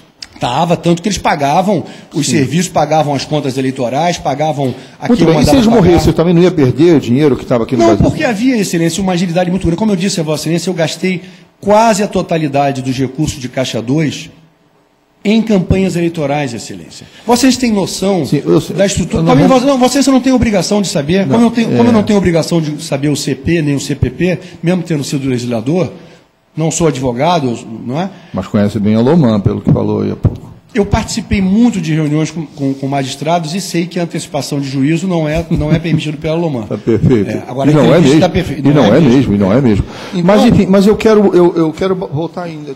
Tenta me explicar, por gentileza, me fornecer elementos para entender por que o senhor não confiaria 100 milhões de dólares lá fora, porque eles podiam morrer, e confiaria alguns milhões aqui dentro. Porque o fluxo de dinheiro aqui dentro tinha um começo, meio e fim. Porque só se... O começo, meio e fim. Aqui o recurso entrava, eu pagava despesas de campanha, de Caixa 2. Aqui o senhor não tinha medo de perder? E despesas pessoais. Não, porque esse dinheiro não era um dinheiro que acumulava. Por isso que ele falou que guardava o Renato Shebach, ou o Marcelo, sei lá, que guardava dinheiro no escritório em Ipanema. Eu não tenho noção onde ele guardava, se era em Ipanema ou não. Esse dinheiro do exterior. Por isso que eu pedi a Vossa Excelência negou, pedi por intermédio do meu advogado, que o Ministério Público Federal Suíço preste informações sobre investigações aos irmãos Shebach. Vossa Excelência negou o meu pedido. Eu gostaria muito de saber que investigações são essas sobre os irmãos Shebach na Suíça. Porque como eu nunca tive conta na Suíça, eles pegaram conta. Também não sei, no acordo de delação premiada, com quanto eles ficaram. Com quanto eles estão vivendo lá fora. Eu não tenho a menor noção. Não sei quanto é que o Ministério Público Federal e Vossa Excelência deixaram para eles. Como é que eles estão vivendo em Portugal? Como se eles continuam... Eu deixei o quê para quem? Como é que é? Não, Excelência, no acordo de delação premiada, eu não sei se eles deixaram recursos em contas deles lá fora. Eu não sei. Eu não sei como é que eles justificaram para o Ministério Público. Não, eu cuidava só do Sérgio Cabral. Passei a vida cuidando do Sérgio Cabral. E aparece lá na Suíça, porque nesse momento em que eu o chamei para dizer, olha, esse contrato que você armou aí com a EBX, que eu não tinha a menor noção, está dando problema. Você vai ter que procurar o advogado Ari Berger. Esse contrato está dando problema. Aí ele foi quando, lembra que eu falei para Vossa Excelência sobre isso na audiência do dia 12? Que aí ele veio e me disse que com o advogado Figueiredo Bastos, que cuidou outra vez da delação dele, ele havia em 2004 se enrascado com o Banestado com o juiz Moro. Isso ele me conta exatamente quando eu o chamo para essa conversa sobre esse assunto. Aí ele me revela que estava com um problema no Ministério Público Federal Suíço. Até fez referência que o advogado dele era um ex-mestre de procuradores do Ministério Público Federal Suíço. e que isso dava para ele uma certa tranquilidade, que era dinheiro do... Até peço desculpas a esse cidadão, mas eu não guardei o Zig, que é um sujeito muito bem relacionado aí com pessoas da vida social carioca. Zig, que está preso também em casa com delação premiada, Zig, alguma coisa que ele tinha depositado na conta. Eu não tinha a menor ideia disso. Isso ele me fala, diz, olha, eu estou respondendo a problemas lá no Ministério Público Federal Suíço. Aí ele me fala que estava respondendo a problemas em Andorra, no paraíso fiscal. Ele me conta tudo isso nesse encontro. Eu falei, rapaz, a partir de agora não tem mais nada, você vai pagar alguns serviços para mim aqui que eu preciso que sejam pagos, que eu não me lembro, não posso agora definir quais, mas eu não quero mais nada, não quero mais saber dessa história com você. Então ele me contou a história do contrato, ele me contou a história do Ministério Público Federal Suíço, ele me contou do Banestado em 2004. Nessa ocasião. Então, é um absurdo o Ministério Público Federal dizer que eu guardava. A mim falou de Andorra, que era um banco que estava com problema, que a conta lá estava. Eu falei, cara, não tem nada a ver com isso, eu não sei que banco é em Andorra, eu nunca fui em Andorra, eu não tenho a menor ideia. Eu não conheço nenhum desses bancos. Na Eficiência 2, essa aqui é chamada Eficiência 1. Na Eficiência 2, tem uma lista de bancos, eu nunca fui em nenhum daqueles bancos, Excelência. Eu não conheço nenhum executivo daqueles bancos. Na Eficiência 3, tem outros prestadores de serviços que são invocados aí. Tony, Peter, não sei das quantas. Eu nunca vi essas pessoas. Se elas prestaram serviço a mando dele, por ordem dele, eu não tenho ideia. O senhor não conhece Juca Bala, que está preso? Nunca vi na minha vida, Excelência. No Uruguai. Nunca vi na minha vida. Eu nunca vi essa pessoa na minha vida. Eu vi as imagens dele pegando onda lá no Uruguai. Eu nunca vi esse cidadão na minha vida. Ainda que nunca tenha visto, nunca soube da existência dele, com ele, nunca conversou? Nunca. Ele pode ter prestado serviço ao Renato Chebar. Eu não conheço, nunca vi. Tony, Peter, não sei das quantas, eu nunca vi. Então, voltando aqui, Excelência, foi assim que eu solicitei o apoio ao AIC em 2010. Estou lhe dizendo a verdade. Seja a punição que Vossa Excelência estabelecer para mim, que eu vou recorrer, que eu vou lutar pelos meus direitos, eu estou preso. Eu estou lhe contando a verdade. Foi uma reunião em 2010, na casa do senhor Aike Batista, em que o senhor Flávio Godinho me diz que só podia ser pago no exterior, em que eu digo que eu não tenho conta no exterior. Ele, então, me diz que, me pergunta se eu tinha algum doleiro que pudesse fazer isso, eu digo que sim, e entrego o recurso para mim, claro. Eu uso na campanha. Nesta época em que o senhor pediu recurso para a campanha do senhor Aike Batista, nesse momento, estava acontecendo alguma tinha em curso alguma decisão governamental? Com relação ao Porto de Açu, licenças estavam sendo solicitadas? Permanentemente houve, durante todos os anos da minha gestão. Eu tenho certeza que o senhor Aike Batista, e ele é dono da consciência dele, né? Eu não sei se ele está buscando uma delação, o que ele está fazendo, se ele vai não contar outras histórias, é um problema dele. Eu respeito, e volto a dizer, eu respeito muito esse homem, porque eu vou dizer mais. Diga a ele o que ele quiser, diga a inverdade que ele disser, porque qualquer coisa que fuja disso do que eu estou dizendo aqui não é verdade, é mentira. Eu jamais fiz um tomar da cá com ele. Pelo contrário, ele sempre reclamou de mim por conta das autoridades estaduais, sobretudo na área ambiental. E a área do desenvolvimento econômico, que tentava contemporizar com esses métodos que nós usamos, como eu disse, em outras áreas do Estado, em distritos industriais. Deixa eu só dizer uma coisa a respeito do senhor Aike Batista, que é uma coisa importante. Eu, governador ainda, ele me levou, ele já estava no debacle econômico. Ele já estava no debacle econômico dele. Na debacle econômica. Ele me levou, não sei dizer o nome, o executivo do fundo que comprou o Porto do Açu, cujo nome hoje tem outro nome, eu não sei, tem outro nome lá, Promo, eu não sei bem. Mas me levou o fundo americano, o CEO na ocasião. E eu fiz questão, inclusive, de homenagear o Aike Batista. E dizer para o empresário o quanto o Aike era um empreendedor. Estou falando do segundo mandato, muito depois de 2010. talvez 2013, 2014, final do meu governo, 2012, eu não me lembro quando foi isso.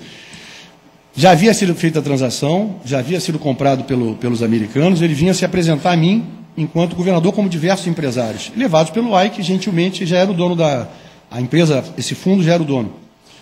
E eu me lembro que o empresário disse para mim, o executivo disse para mim, olha, o empresário Ike Batista é um homem que em qualquer país do mundo seria reconhecido pelo empreendedor que ele é. Então, diga a ele o que ele disser, induzido ou perguntado, melhor dizendo, para ser imparcial, pelo Ministério Público, pela Polícia Federal, olha, o governador colocou alguma condição para dar essa ajuda, o que não é verdade. Posso garantir a vocês que a pergunta que vocês me faz não é verdade. Eu jamais condicionei a nada, a nenhuma documentação, a nenhum documento.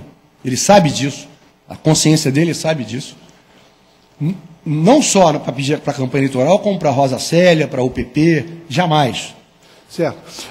Há referência na denúncia a um crédito de R$1 milhão da EBX para o escritório da sua esposa, Anselmo Advogados. O senhor tem conhecimento? Solicitou esse depósito ao Ike Batista ou alguém da empresa, do grupo? Jamais, Excelência. E é curioso porque o empresário Ike Batista, ele conhecia a Adriana dessas ações sociais. Nunca se falou. Eu nunca falei do escritório dela. Ela nunca falou do escritório dela. Eu vim a saber do contrato, e acho que Vossa Excelência está usando o termo errado, me desculpa retificá-lo, não é crédito, é o pagamento por serviço. Sim. Ok, pagamento. Pagamento por serviço. Né? E o empresário Ike Batista contratou diversos escritórios de advocacia do Rio de Janeiro e fora do Rio de Janeiro. O escritório da minha mulher é longe, em termos de faturamento, tratam o escritório da minha mulher como se fosse uma lavanderia de dinheiro. Isso é uma coisa absolutamente mentirosa, porque o escritório da minha mulher era um escritório com bons advogados e trabalhava intensamente. Eu no meu mandato, se fui 2 vezes no escritório dela, foi muito. O senhor nunca solicitou eu jamais, empresa que fizesse contrato com a... Eu jamais solicitei, jamais soube depois. Agora, veja, Vossa Excelência, se eu peço 30 milhões para a Rosa Célia, se eu peço 10 milhões para o Comitê Olímpico, se eu peço 30 milhões para o UPP, se o Ike me dá quase 30 milhões para a minha campanha, eu vou pedir R$1 milhão para o escritório da minha mulher, Excelência?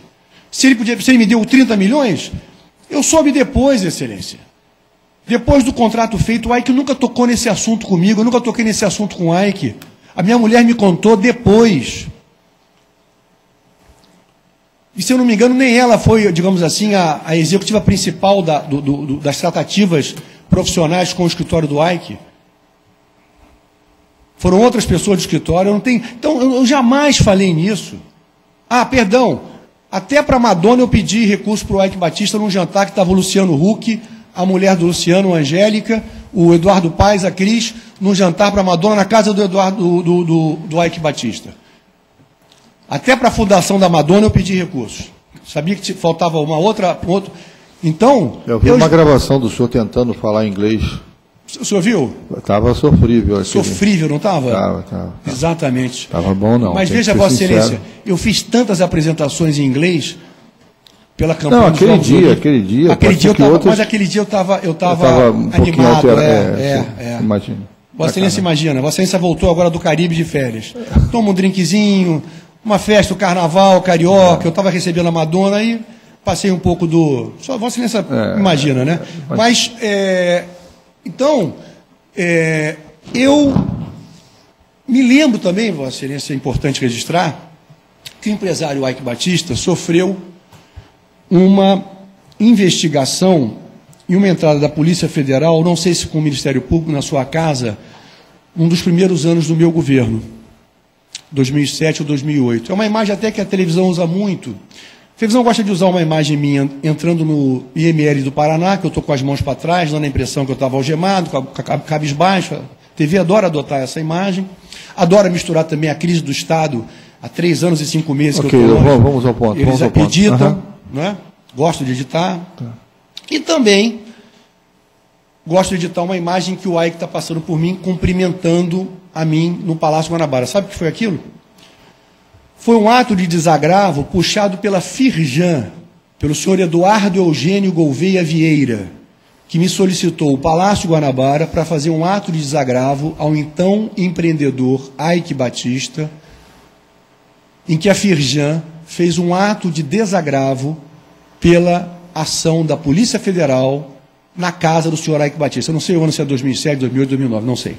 E eu cedi as instalações do Palácio Guanabara e lá compareceram o senhor Eduardo Eugênio Gouveia Vieira, o senhor Carlos Mariani, vice-presidente da Firjan, e diversos executivos da Firjan homenageando o senhor Ike Batista. Aliás, o senhor Eduardo Eugênio depois veio a trabalhar na MX durante um tempo. Então, Excelência, é nesse contexto que eu vou ao Ike Batista e solicito apoio à minha campanha eleitoral. Como eu disse a Vossa Excelência, francamente, com a maior das honestidades, Caixa 2 sempre houve no Brasil. Eu fico indignado, aí eu peço a cariação com os irmãos Chebar, dizendo que esse dinheiro era meu no exterior. Eu fico indignado quando os executivos da Andrade Gutierrez dizem que eu pedi propina, e não foi Caixa 2. Eu fico indignado quando eu vejo o senhor Roberto Ster fazer delação premiada e botar na minha conta 200 joias, como se ele nunca tivesse vendido uma joia sequer para nenhum brasileiro, sem nota fiscal. Eu não vou entrar em detalhes, francamente, mas existem outros relatos. O senhor não foi o único agraciado com mas eu fico, sabe, com essas informações. Mas Por isso, inclusive, que eu indeferi uma pergunta do outro advogado, que ele queria saber que outras coisas, outros temas estão sob sigilo, não tem que entrar. Mas o que eu posso dizer é que não é apenas Sérgio Cabral. Mas eu faço questão de olhar para ele, sabe, e olho no olho, e para os irmãos Chebar. Como é que foi essa história? Como é que você guarda 100 milhões de dólares para mim? De que maneira? Quantos bancos? Pegar a relação dos bancos. Como é que foi isso? Ô Renato, ô Marcelo, como é que se deu isso? Que documento que eu te dei? Quer dizer, eu ia te dando dinheiro, você ia mandando para o exterior. Manda para o exterior. Ou você prestava serviço para mim aqui, pagava as minhas contas aqui, pagava as contas da campanha. Isso já tá claro o suficiente. Vamos prosseguir se eu tiver mais algum ponto para esclarecer.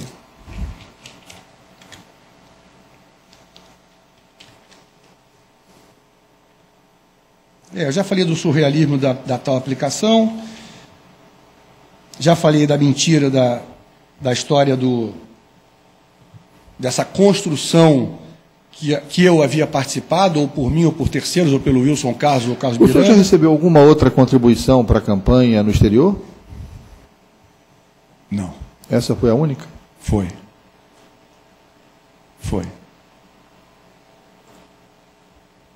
Alguma outra empresa que tenha feito um contrato para justificar o repasse? Aqui no país mesmo. Alguma outra empresa que contribuiu? Contrato aqui? Contribuiu a campanha, mas tinha que fazer algum documento para justificar? Não. Caixa 2, aqui no Brasil, não, nenhum documento, nada. Os irmãos Chebar nunca... Eu estou falando... Eu quero entender para você, para não... Recurso para a sua campanha, pedido seu, oferta... Não. O senhor mencionou esse? Não, nenhum. Teve um outro processo que houve uma referência a um supermercado que também... Aliás, é um surrealismo daquele rapaz, do Ari. Eu nunca soube que ele tinha 7 apartamentos. Aliás, eu nunca soube da vida de ninguém da minha assessoria, o que fazia. Se ele falava em meu nome, eu li na denúncia que ele tem 7, 8 apartamentos, carro amarelo, carro não sei de onde. Eu nunca vi isso na minha vida, nunca vi os apartamentos dele. Não houve essa situação. Contrato nenhum foi feito. Nem os do Bezerra, os tais contratos dele com o Brasas, cujo dono eu conheço há muitos anos, amigo de praia, de futebol. Aliás, eu fui campeão carioca pelo Brasas. O senhor tem patrimônio no exterior, não declarado? Nome de alguém? Nenhum. Nome de outra pessoa? Não, nenhum. Nenhum, Excelência. Nenhum patrimônio no exterior, nenhuma conta no exterior, Excelência. Olho no olho com Vossa Excelência. Eu tinha uma conta no exterior, no New York Israel Discount Bank, que eu fechei em 2003. Não, isso a gente já está... Não tenho nenhum patrimônio, depois não tenho nenhuma conta, não tenho nada. Está certo. É beneficiário ou usufrutuário de alguma offshore no exterior, juntamente com alguma outra pessoa? Não, Excelência. Não? Não. Algum fundo do qual faça parte que esteja no exterior? Nenhum. Não há chance de aparecer um contrato, enfim, de gaveta? Meu? Estou perguntando. Nenhum. Não há chance. Zero, não existe isso. Zero. Chance zero. Zero. Não há nenhum contrato meu de gaveta, não há nada, nada meu no exterior, não há nada. Nem meu, nem da minha família, de ninguém. Não, do senhor, estou perguntando só do senhor. Zero. Tá certo. O senhor quer concluir? Quer alguma coisa que ficou sem... Me coloco à disposição. Tá? O Ministério Público quer perguntar? Sim. Excelência, primeiro o Ministério Público gostaria de fazer alguns esclarecimentos, primeiro com relação ao suposto fatiamento das investigações. Bom, a Operação Calicut se deu no dia 17 de novembro e até então todos os elementos que nós tínhamos foram ali apresentados na denúncia. O artigo 80 do CPP fala que será facultativa a separação dos processos quando as infrações tiverem sido praticadas em circunstâncias de tempo ou de lugar diferentes ou quando, pelo excessivo número de acusados e para não lhes prolongar a prisão provisória ou por outro motivo relevante, o juiz reputar conveniente separação. Obviamente, seria impraticável fazer a instrução de todos esses processos de forma conjunta, e em razão disso, aliás, não só em razão disso, mas ainda que nós tivéssemos todos os elementos de forma única no tempo, seria impossível fazer um processo só. Doutor Elhard, se o senhor me permite, acho que essa segunda opção é mais verdadeira. Elementos que Vossas Excelências tinham e foram fatiando a... Não, a gente... e aí eu vou fazer a minha primeira pergunta, que é a seguinte. A Operação Calicut foi deflagrada no dia 17 de novembro de 2016. Isso. No dia 5 de dezembro de 2016, 2 pessoas aparecem no Ministério Público Federal, batem a nossa porta e falam que querem devolver 100 milhões de dólares que pertenceriam ao senhor. Por qual razão, e depois no dia 8 de dezembro de 2016, nós celebramos o acordo de colaboração premiada com os irmãos Chebar. Por qual razão, que para mim não ficou clara ainda, essas pessoas disseram e efetivamente entregaram 100 milhões de dólares para o Ministério Público Federal, se contra elas não havia um inquérito policial, uma notícia de fato, um procedimento, um processo, não estavam presas e sequer intimadas. Por qual razão esses 2 senhores entregaram 100 milhões de dólares que estavam em seu poder para o Ministério Público Federal? Eu inverto a pergunta.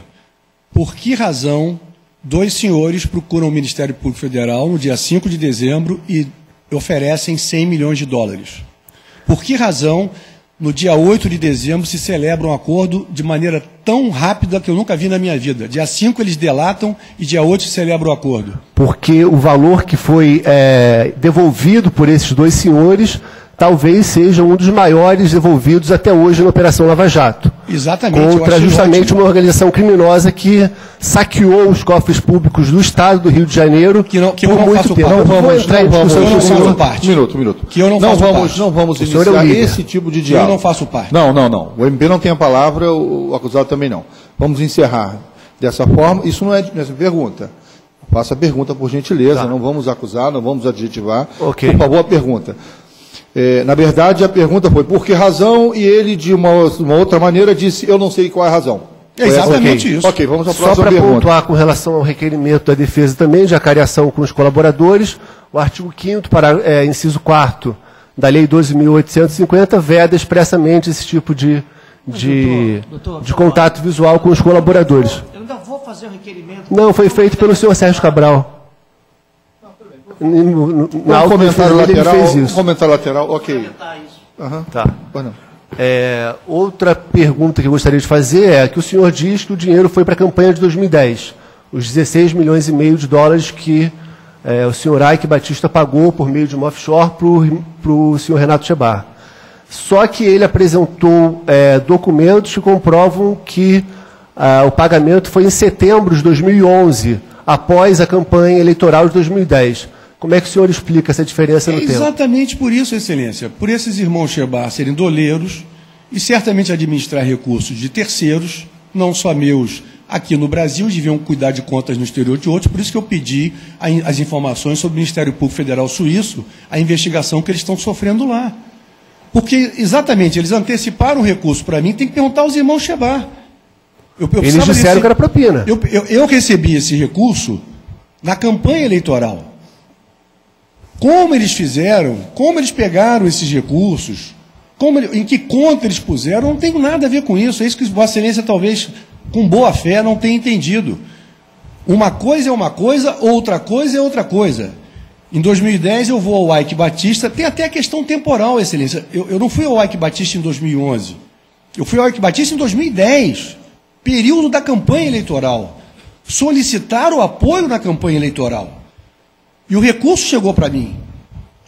Como eles são doleiros, né? E eu saúdo que esse recurso tenha voltado, esse $100 milhões, eu pergunto, a quem pertencia esse recurso? Eles botaram na minha conta. E estão morando em Portugal, e Vossa Excelência acharam ótimo. Claro, $100 milhões, muito bem-vindos. Aplica-se no Brasil, a Justiça Federal vai cuidar. Excelente. Agora, não fui eu o responsável pelos $100 milhões. E eu não sei como o modus operandi dele para receber em setembro. Eu sei que eu recebi em 2010. O que me cabia era pedir ao senhor Ike Batista apoio na campanha eleitoral. Essa é a verdade dos fatos. Com relação às investigações na Suíça, é o banco do senhor Eduardo Plas, o Tag Bank, onde foi feita aí a transferência, fica no Panamá. E depois esses recursos foram transferidos para um banco no Uruguai. Por que o senhor gostaria de fazer uma cooperação com a Suíça? Isso que não ficou claro também para mim. Eu estou perguntando, porque na informação que foi me dada pelo senhor Renato Chebar, quando eu chamo a minha casa, quando o senhor Flávio Godinho me procura e me conta o problema dessa história toda, desse contrato entre a compra, a venda da mineradora, a tal Arcádia, eu não sabia de nada disso. Eu não tinha a menor ideia de nada disso. Ele aproveita, quando eu digo para ele, olha, o Renato, tem um problema aí de um contrato que você fez com a EBX, que o Flávio Godinho me expôs, tem um advogado, o Aribeck, você tem que procurar. Ele aproveitou e me contou que em 2004 havia feito um acordo, ou havia respondido a um processo com o tal do Figueiredo Bastos no Banestado, me contou de um problema em Andorra, de uma conta dele, que ele estava lá respondendo a problemas, me contou que no Ministério Público Federal Suíço ele enfrentava um problema, e resolveu para mim me contar alguns assuntos, digamos assim, profissionais da vida dele como doleiro, que o tal do Zig, não sei das contas, ele tinha depositado um dinheiro, que era de alguém da Petrobras, que eu não sei o que, eu falei, o que eu tenho a ver com isso, rapaz? Não, eu estou já com um advogado cuidando disso, que foi professor, inclusive, dos membros do Ministério Público Federal Suíço, por isso que eu fiz essa solicitação. É para mostrar que esses dois irmãos tinham uma atividade de doleiros. Eles não eram os executivos do Sérgio Cabral, que apareceram lá. Tem que perguntar a eles por que eles voltaram com 100 milhões de dólares. Eles eram doleiros, não há dúvida, eles próprios assumem isso. Exatamente.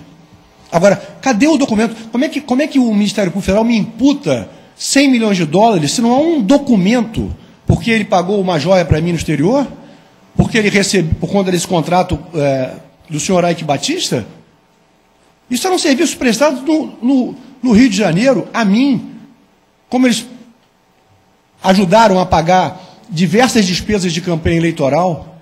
O doutor Eduardo Elrage, eu liderava politicamente diversos partidos políticos. E as campanhas eleitorais, que foram diversas, eu era o principal responsável. O Caixa 2 era uma realidade. Não é correta. Também não sei se a solução do financiamento público será mais correta, mas não cabe a mim discutir, o Brasil vai discutir isso. Agora, o fato é que o Caixa 2 era uma realidade. O que me causa, e é por isso que eu peço as acariações, é um cidadão dizer ao Ministério Público que fez uma obra no Maracanã, que deu prejuízo, mas que ele pagou para mim. Ou dizer lá em Curitiba, de um contrato de 2007 de terraplenagem, que eu em 2011 pedi dinheiro desse contrato de 2007. Com um diretor da Petrobras, que eu também vou solicitar um TRF4 a cariação com o senhor Paulo Roberto, que eu vi 3 vezes na minha vida, 4 vezes na minha vida, que eu não tinha a menor intimidade. E aí o sujeito da Andrade Gutierrez confirma que eu pedi um dinheiro da terraplenagem do Comperge. Vê se tem cabimento eu fazendo manifestação contra a Petrobras. Aí eles dizem que no Arco Metropolitano eles saíram da obra porque estava dando prejuízo, não fizeram a obra. Então é um negócio absolutamente... O outro da Carioca Engenharia diz que eu recebia 350 mil reais por mês. Aí o senhor e os seus colegas fazem uma conta e dizem que eu recebi X milhões. Quem disse que eu recebi 350 mil reais por mês? As anotações do Bezerra, que foram apreendidas de forma totalmente independente, comprovam que... E ele depois comprovou, sem ter feito qualquer acordo de colaboração premiada conosco, comprovam que, sim, o senhor recebia valores de 200 mil a 500 mil de diversas empresas. E isso foi comprovado de maneira totalmente independente por meio de busca e apreensão no dia 17 de novembro de 2016. Então não foi, deixa eu só concluir, porque não foram apenas as colaborações as declarações dos colaboradores que embasaram a acusação do Ministério Público Federal de forma alguma. A gente fez um trabalho muito minucioso de cruzar quebra telemática, telefônica, bancária, fiscal, relatório do COAF, buscas e apreensões que juntaram um arsenal de prova muito grande que comprova que, sim, esses executivos falaram a verdade e o senhor, sim, cobrava 5% dos contratos que eram firmados pelo governo do Estado do Rio de Janeiro. Olha, se Vossa Excelência pegar o valor que a Andrade Gutierrez faturou e o que ela diz que pagou de propina, não bate 5%. Tem alguma coisa errada aí. Primeiro ponto. Segundo, o Bezerra tem a famosa contabilidade, o Bezerrez, que é a maluquice dele, que ele não se entende. Né? Não se entende. Mas por que ele faria aquelas anotações? Como eu conheço de criança, de adolescente, eu sei que ele gosta muito de beber. Não sei se na abstinência, no nervosismo de estar preso, no desespero. São anotações que misturam coisas pessoais dele, da família dele, e eu sei o quanto isso, eu já fui inquirido por Vossa Excelência não é fácil. Não é? E numa inquisição, o doutor Marcelo também bom juiz, e ele aqui contou coisas mentirosas. Agora, eu não estou negando que eu não recebi recursos de Caixa 2 da Carioca Engenharia, nem da Andrade Gutierrez. Eu não estou negando isso. Eu não estou negando isso. Era no valor de 350 mil reais? Ou... Não era por mês um valor de 350 mil reais. Nunca foi, o seu Bezerra nunca foi pegar 350 mil reais todo mês para mim em lugar nenhum. Ele foi pegar em algumas ocasiões, próxima à campanha eleitoral, antes e depois. Isso não é verdade. Por isso que eu digo que esses executivos... Eu vi já executivos que não estão nem ainda em processo de outras companhias construtoras, a maneira desrespeitosa como o cidadão se refere a mim. Não, porque eu falei com ele, pedi até para diminuir. Eu fico imaginando eu sentado no Palácio Guanabara e um empresário daquele, um executivo, falando comigo isso. Eu fico imaginando o Sérgio Andrade, o dono da Andrade Gutierrez. O senhor Ricardo Bacó me chamava de chefe. Chefe, olha, o recurso não está... A obra está dando prejuízo. O PAC das favelas é muito ruim. É muita desapropriação. São áreas não legalizadas. São obras de saneamento difíceis de serem feitas. Eu fico imaginando, doutor Eduardo, uma dessas pessoas falando 5%. Porque da maneira como Vossa Excelência colocou, e seus colegas... procuradores, está aqui afirmada, aliás, nesse processo aqui, nos demais, eu anotei aqui, é uma coisa tão chocante que Vossa Excelência coloca em todos os processos, que eu recebia 5% de todos os contratos do Estado. Tem uma placa lá, Sérgio Cabral recebe... Vossa Excelência acha que um governador que assume com 700 milhões de reais de dívida da Rosinha Garotinho, e que em vez de pagar como era a tradição se pagar no Rio de Janeiro, propina sim as chamadas PDs, famosas PDs. Eu peço para vocês perguntar ao senhor Joaquim Levy e ao senhor Renato Vilela, se alguma vez eu liguei para o Renato Vilela ou para o Joaquim Levy para pagar uma PD, tinha a data certa de pagamento. Sabe o que eu fiz com 700 milhões de reais? De resto a pagar da Rosinha, eu fiz o leilão em reverso. Eu mandei levantar, doutor Marcelo, todos os credores do Estado,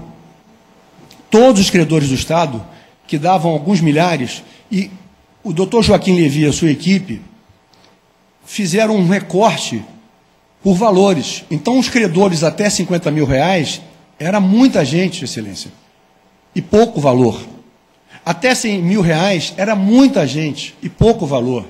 até R$150 mil, e assim foi sucessivamente, de tal modo que nós fomos pagando a essas pessoas, e depois, os maiores credores, nós fizemos leilões reversos em 5 anos. Mas tal foi o crédito, a seriedade do meu governo, que o valor da antecipação desse recurso no mercado tinha enorme credibilidade, porque nós pagávamos, mas em leilão reverso. Então nós colocávamos assim, vai ter dia tal X milhões de reais disponíveis para pagamento. E os empresários, que eram credores, ganhavam aqueles que abatiam mais no pagamento para o benefício do Estado. Então, um governador que faz isso, põe na placa 5%, isso é uma coisa escandalosa.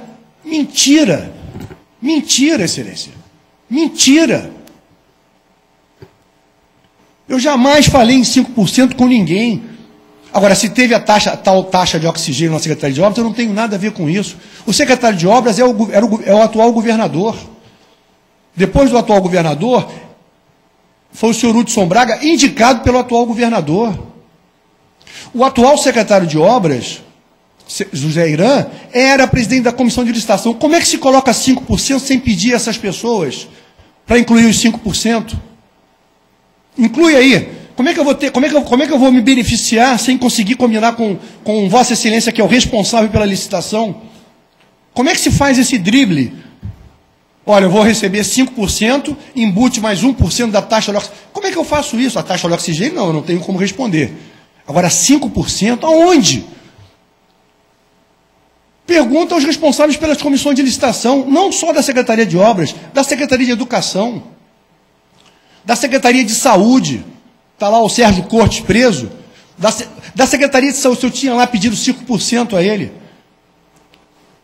Eu me lembro de ter feito o Hospital da Mulher, o Hospital da Criança, o Hospital Dona Lindu, o Rio Imagem, de ter tirado o Estado do Rio de Janeiro de 26º lugar no IDEB para 3º lugar na educação. Pergunta ao senhor Wilson Risolia, que foi secretário de Educação, onde nós estabelecemos, Excelência, quebrando uma metodologia política horrorosa de nomeação de diretores de escola, nós estabelecemos um padrão de meritocracia no magistério.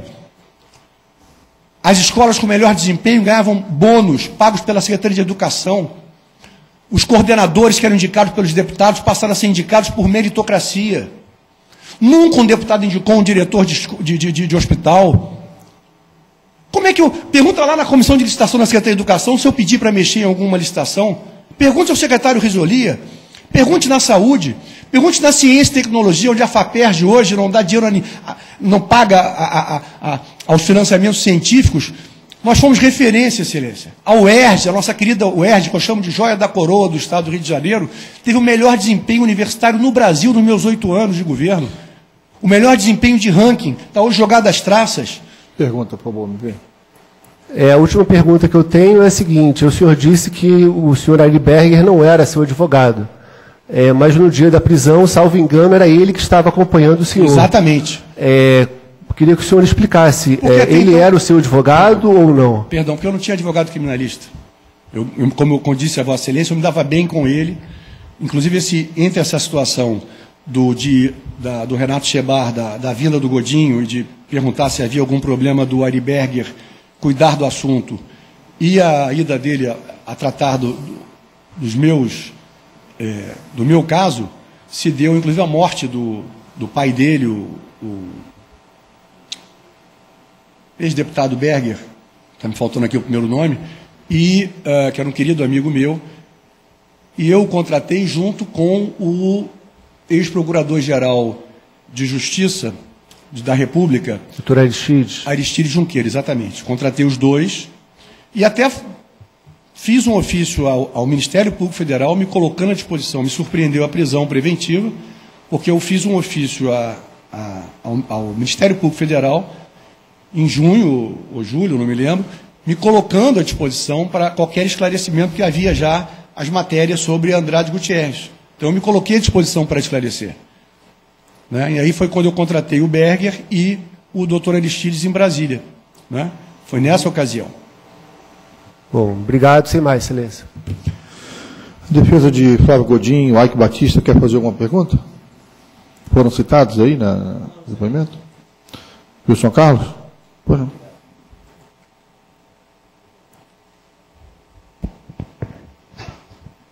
Boa tarde, governador. Eu defendo o Wilson Carlos, não sei se o senhor se lembra. Não me lembro. Como é seu nome? Pedro.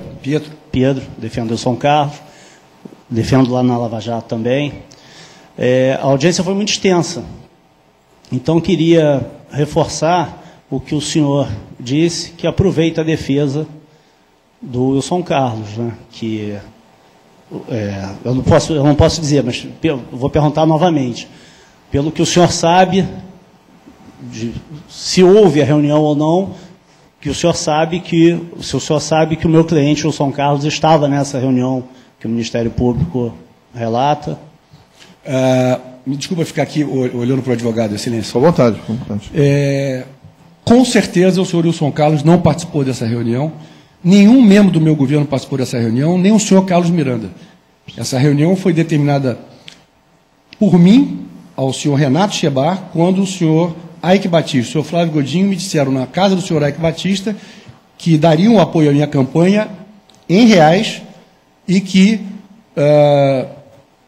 teria que ser feito numa operação no exterior se eu tinha algum doleiro. Eu mandei o Renato Chebar. Jamais o Wilson Carlos participou de qualquer reunião, como também aproveito para refutar que já foi afirmado no outro processo que o senhor Wilson Carlos tenha dinheiro no exterior. Nem eu e nem ele. E creio que nem o Carlos Miranda. Que eu saiba, eu nunca participei disso. Isso. Que teria conta no exterior? Nunca. O Wilson Carlos tem uma vida absolutamente austera. Eu acho até, não quero adjetivar em respeito ao Ministério Público, né? Mas eu vi até a foto do bote que puseram do Wilson Carlos, como se fosse uma vida nababesca, como eles usam a expressão. Sabe? Então eu conheço o Wilson Carlos, a sua índole, a sua forma de viver, e achei um grande absurdo tudo isso. Outra coisa, governador. Teve uma audiência com os irmãos Chebar, que um deles, eu também não me lembro o nome, disse que, perguntado por mim, que eu também tenho essa informação absurda de que ele teria, que um pedaço desse dinheiro seria dele. Então eu quis perguntar se ele tem algum outro meio que comprove, né? Se ele remeteu o dinheiro, se ele entregou. Eu estou afirmando ao senhor, ao doutor, que o Wilson Carlos não conhece o Renato Chebar e não conhece o Marcelo Chebar. Eu estou afirmando, como eu conheço o Wilson Carlos há muitos anos, eu estou afirmando que o Renato Chebar e o Marcelo Chebar não conhecem o Wilson Carlos. E que, em relação ao Carlos Miranda, o que eu posso afirmar é que ele era uma pessoa que prestava serviço a mim, tá certo? Eu não sei se ele tinha conta, creio que não tinha conta no exterior, não sei se ele está tentando algum tipo de delação, se ele está desesperado, se ele está calado, eu não sei o que ele está fazendo, né? Porque o doutor Marcelo me perguntou na última audiência. E o Carlos Miranda, eu achei aquilo meio estranho. Carlos Miranda nunca, que eu saiba, teve conta no exterior. Aí no processo tem um pagamento de serviço feito a um filho dele no exterior, estudando, um sobrinho meu, que eu trato como sobrinho. Certamente por conta de um serviço prestado ao filho dele, meus queridos sobrinhos, o Lucas, né? Como foi pago uma joia para mim no exterior, como também essa operação do Aike, como prestador, agora conta que eu saiba nenhuma. E teve uma declaração totalmente mentirosa de um dos irmãos Chebar, que teria mandado dinheiro para o meu cliente, não é sem verdade. Saber aonde não é, nunca, jamais. Jamais. Eu posso garantir que eu nunca mandei entregar dinheiro para o senhor Wilson Carlos pelos irmãos Chebar, jamais. Ok, é isso. Obrigado, excelência. Defesa de Adriano Anselmo, quer perguntar? Não? Acho que fora isso. Os advogados do acusado querem fazer perguntas? Não, excelência, eu não tenho perguntas, mas tenho requerimentos. Vossa excelência prefere que eu faça ao final? Doutor, já são 2 horas e... quase 2 horas e 35 minutos de audiência. Vamos é melhor. Tá melhor. Na verdade, o final vai ser agora, né? Mas dependendo do requerimento, eu peço que seja até por escrito. Se não for nada muito simples. Porque o processo. Até para otimizar o tempo. Um minutinho. Está encerrado. Só para encerrar e a gente volta em seguida. Está encerrado o interrogatório. Muito obrigado. Obrigado. Então eu